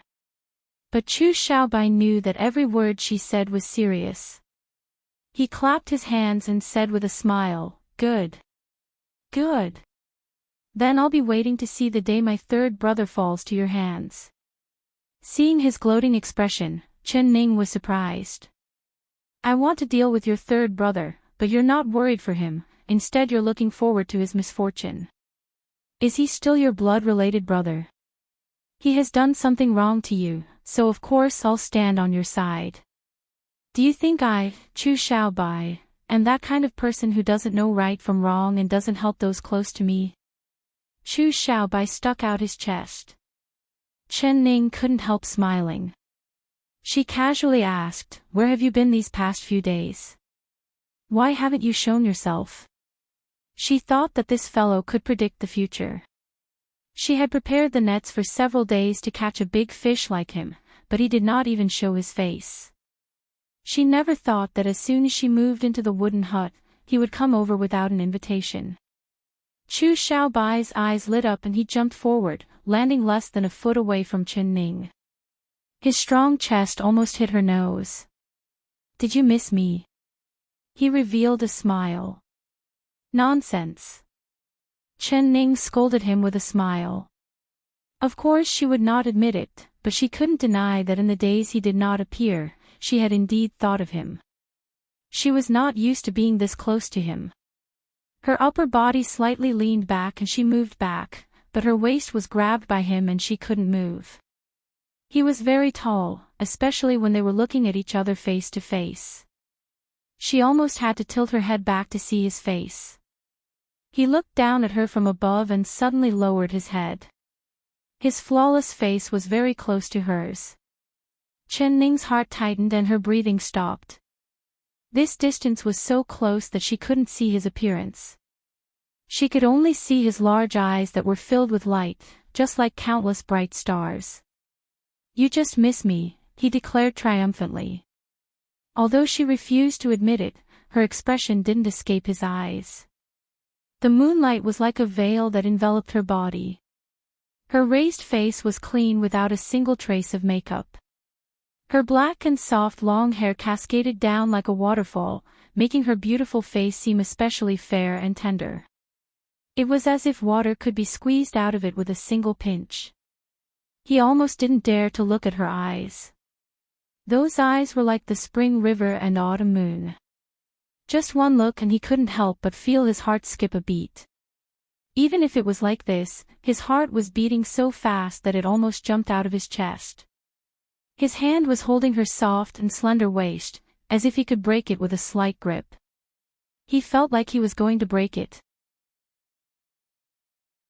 Chen Ning saw his white jade-like face suddenly turn red and his eyes began to look away, no longer looking at her. This brat was shy again. She couldn't help giving a gentle laugh. When she saw him pretending to be a playboy, she wanted to tease him. She didn't expect him to be so easily shy. He was indeed a pure and inexperienced youth. "Xiaobai, have you forgotten who I am? Why don't you let me go?" She looked at him with a half-smile.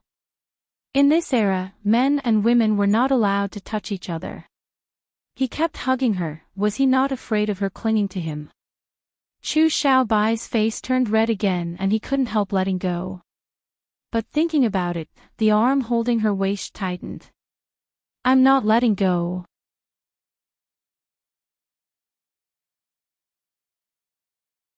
Chapter 131. What third sister-in-law? You and him are only in name.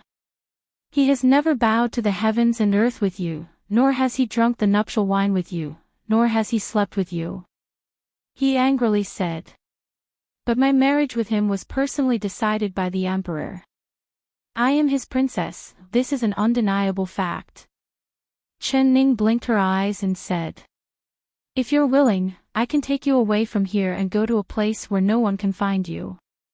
At that time, you won't be some princess and you won't be living in this dog kennel. I will. I will. His face suddenly turned red. There was something he had been holding in his heart for a long time.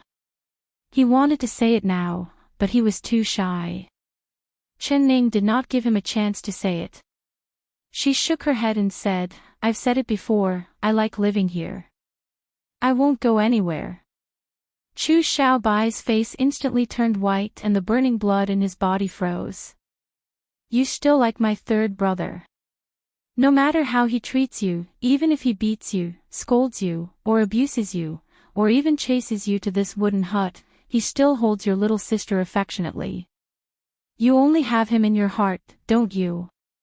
He said through gritted teeth. Chen Ning revealed a smile. Of course not.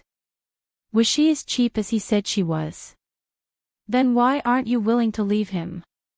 Not willing to leave this place? Chu Xiaobai stared right into her eyes. When did I say I wasn't willing to leave him? Chen Ning asked with a smile. You just said it. He suppressed his anger as he said this. Oh.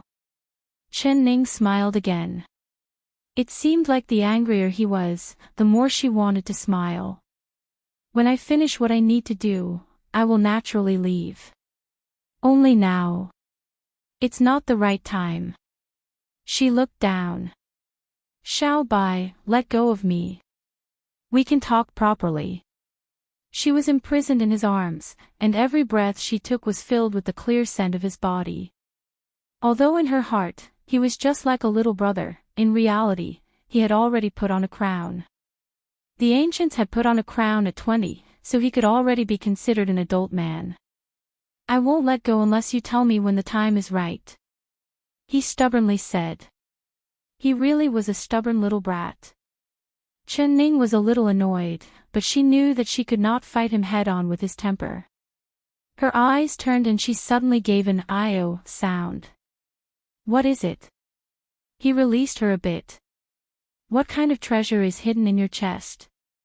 Damn, it hurts. Chen Ning complained, deliberately changing the topic. This? Chu Xiaobai was tricked and his attention was instantly diverted. He let go of her and took out a brocade box the size of his palm from his bosom. He presented it to her as if it were a treasure. It's for you. He smiled, unable to hide the pride in his eyes. Xiao Xiao, Qin said. Qin, Xiao, Xiao Xiao, Xiao Xiao. Xiao, Xiao and Xiao Xiao and one Xiao was Xiao and Xiao Xiao Xiao Xiao Xiao Xiao too. Xiao Xiao Xiao said the Xiao and could. And Xiao Xiao Xiao Xiao Xiao Xiao the she and looked. She gently opened the lid of the box and saw that there was another small box inside, but it was tightly wrapped in cotton cloth. She didn't know what kind of trick it was. She suddenly remembered the pranks she used to play with her friends when she was young. She would often put some strange things in a box and lure her friends to open it.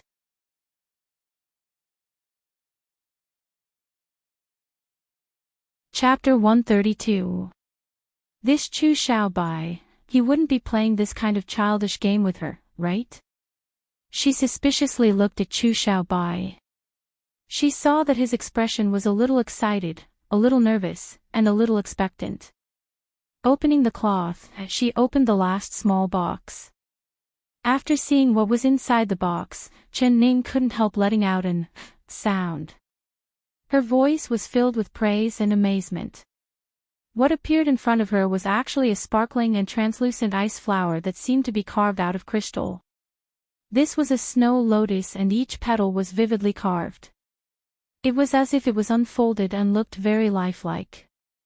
Do you like it? Chu Xiaobai stared at her face without blinking.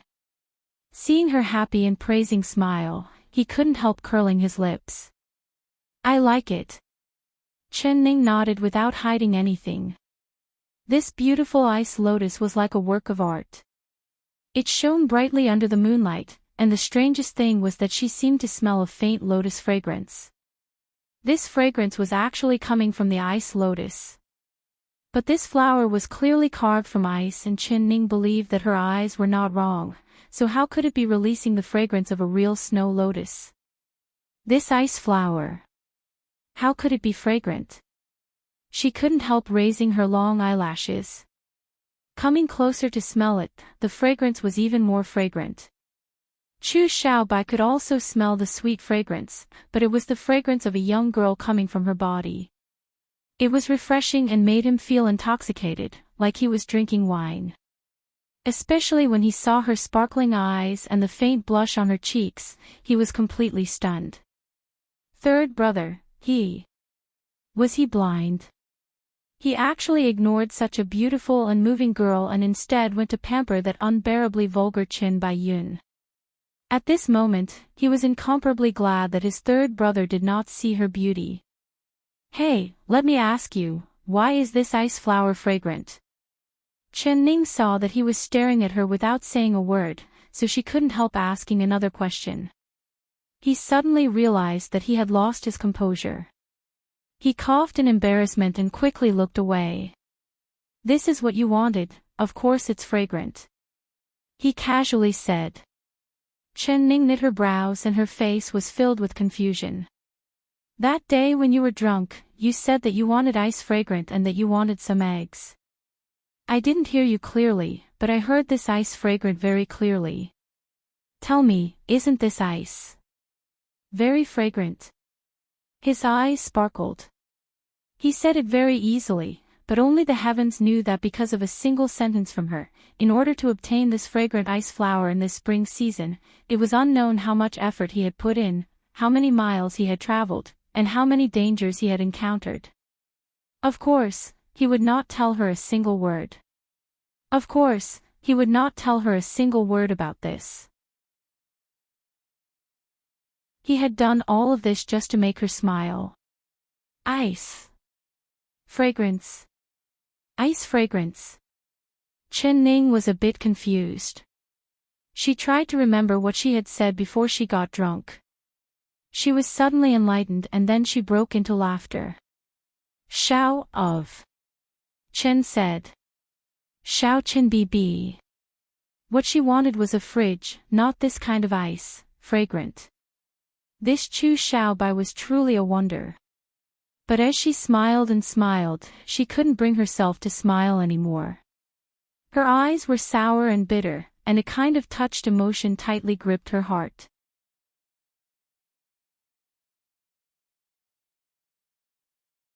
Chapter 133.